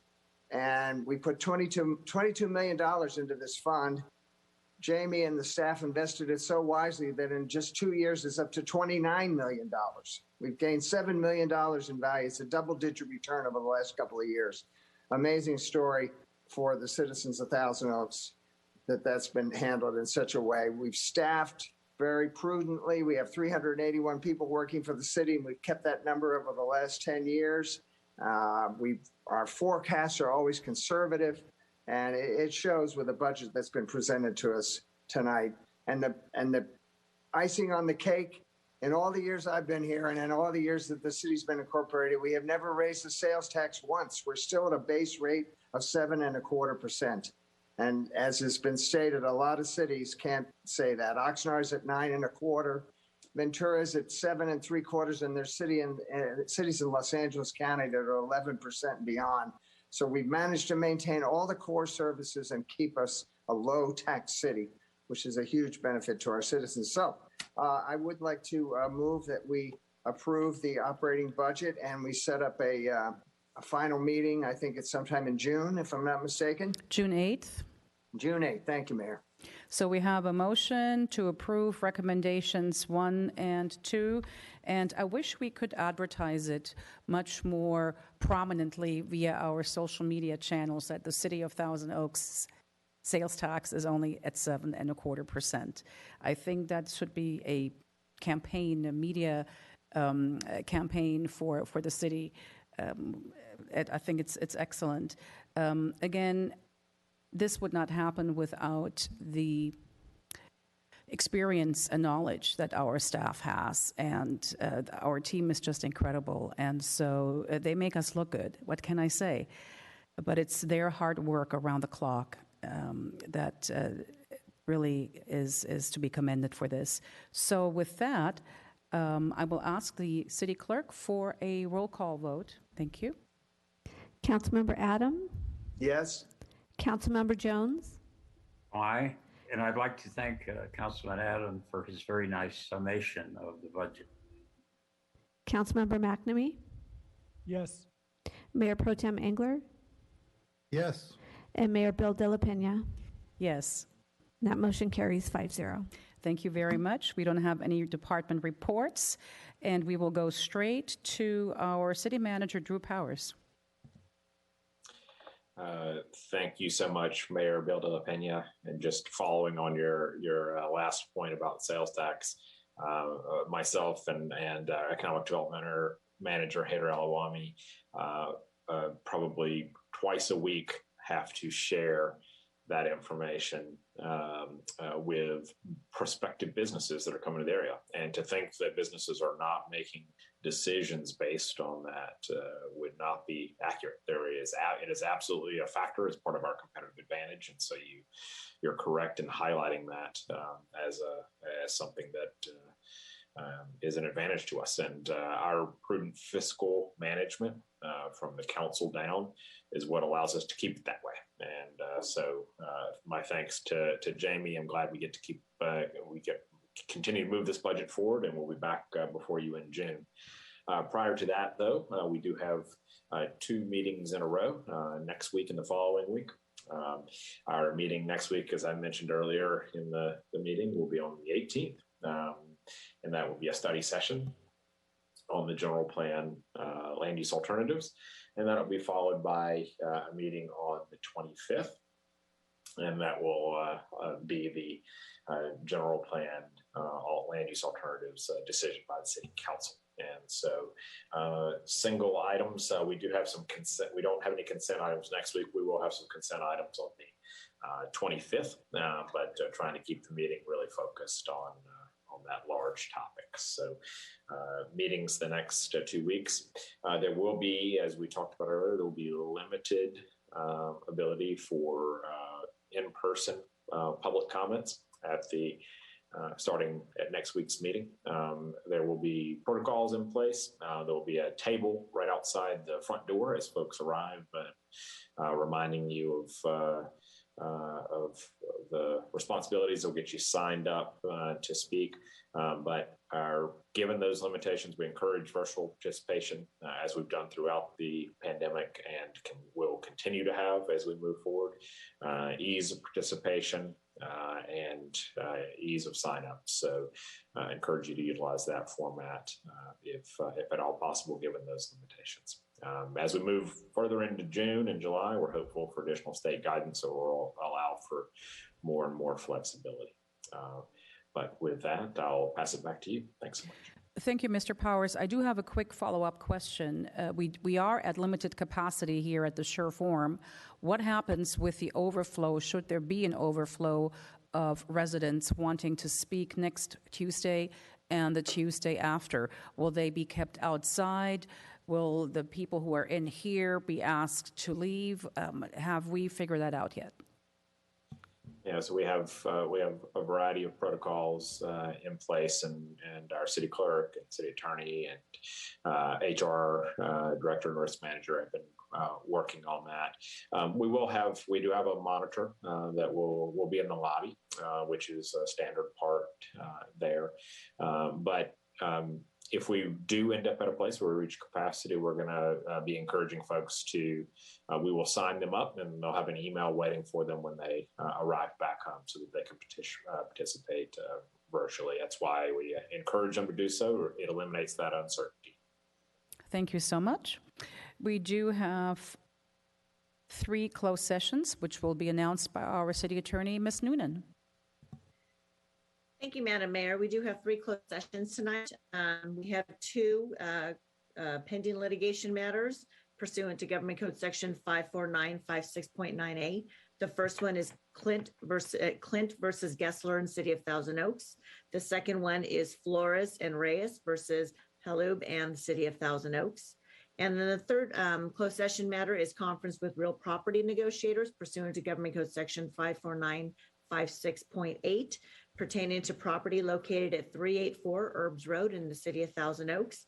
Negotiating on behalf of the city will be the city manager, the city attorney, the deputy city manager, and the finance director and the economic development manager. And negotiating on behalf of the property owner will be Hillcrest Christian. Under negotiation will be price and terms. It is unlikely that I will have anything to report following these closed sessions. Thank you very much. And we will adjourn tonight in memory of Phil Gatch, our former community development director and city manager. As a 38-year city employee, Phil served as our 5th city manager from 2003 to 2005. After completing his studies at Pierce College, Phil earned a bachelor's degree from California State University, Northridge, and a master's degree in planning and public administration from USC. He was employed as a planner in the city of West Covina for 3 years before joining Thousand Oaks in 1967 as a planning assistant.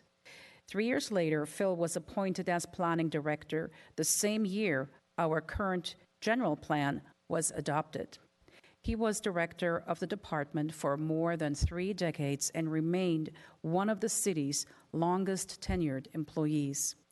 Phil is considered the chief architect of the city's planning blueprint, its general plan, our general plan. He oversaw the enactment of policies and municipal code provisions to implement Thousand Oaks' guiding document. Through his work, Phil is credited with the quality of life and attractive physical environment we all experience today in Thousand Oaks. For decades, Phil charted the city's course of development encompassing planning, building, housing, and code compliance. He was a treasure chest of knowledge for planning tools and policies with a keen ability to look into the future. In 2004, to commemorate and honor his outstanding commitment to our community, to the planning profession, and his deep affection for Thousand Oaks, the City Council dedicated a mature oak tree to Phil on the Civic Arts Plaza grounds. We owe Phil Gatch a generous thank you for his leadership and guidance through the years, for helping to envision and build this quality community we all call home. Phil was preceded in passing by his wife Nancy, and they have 4 adult children, Philip, Garrett, Ariana, and Brandon. Phil will be deeply missed by his family, many friends, colleagues, and the community. And with this, the City Council is adjourned to next Tuesday, May 18th. Good night.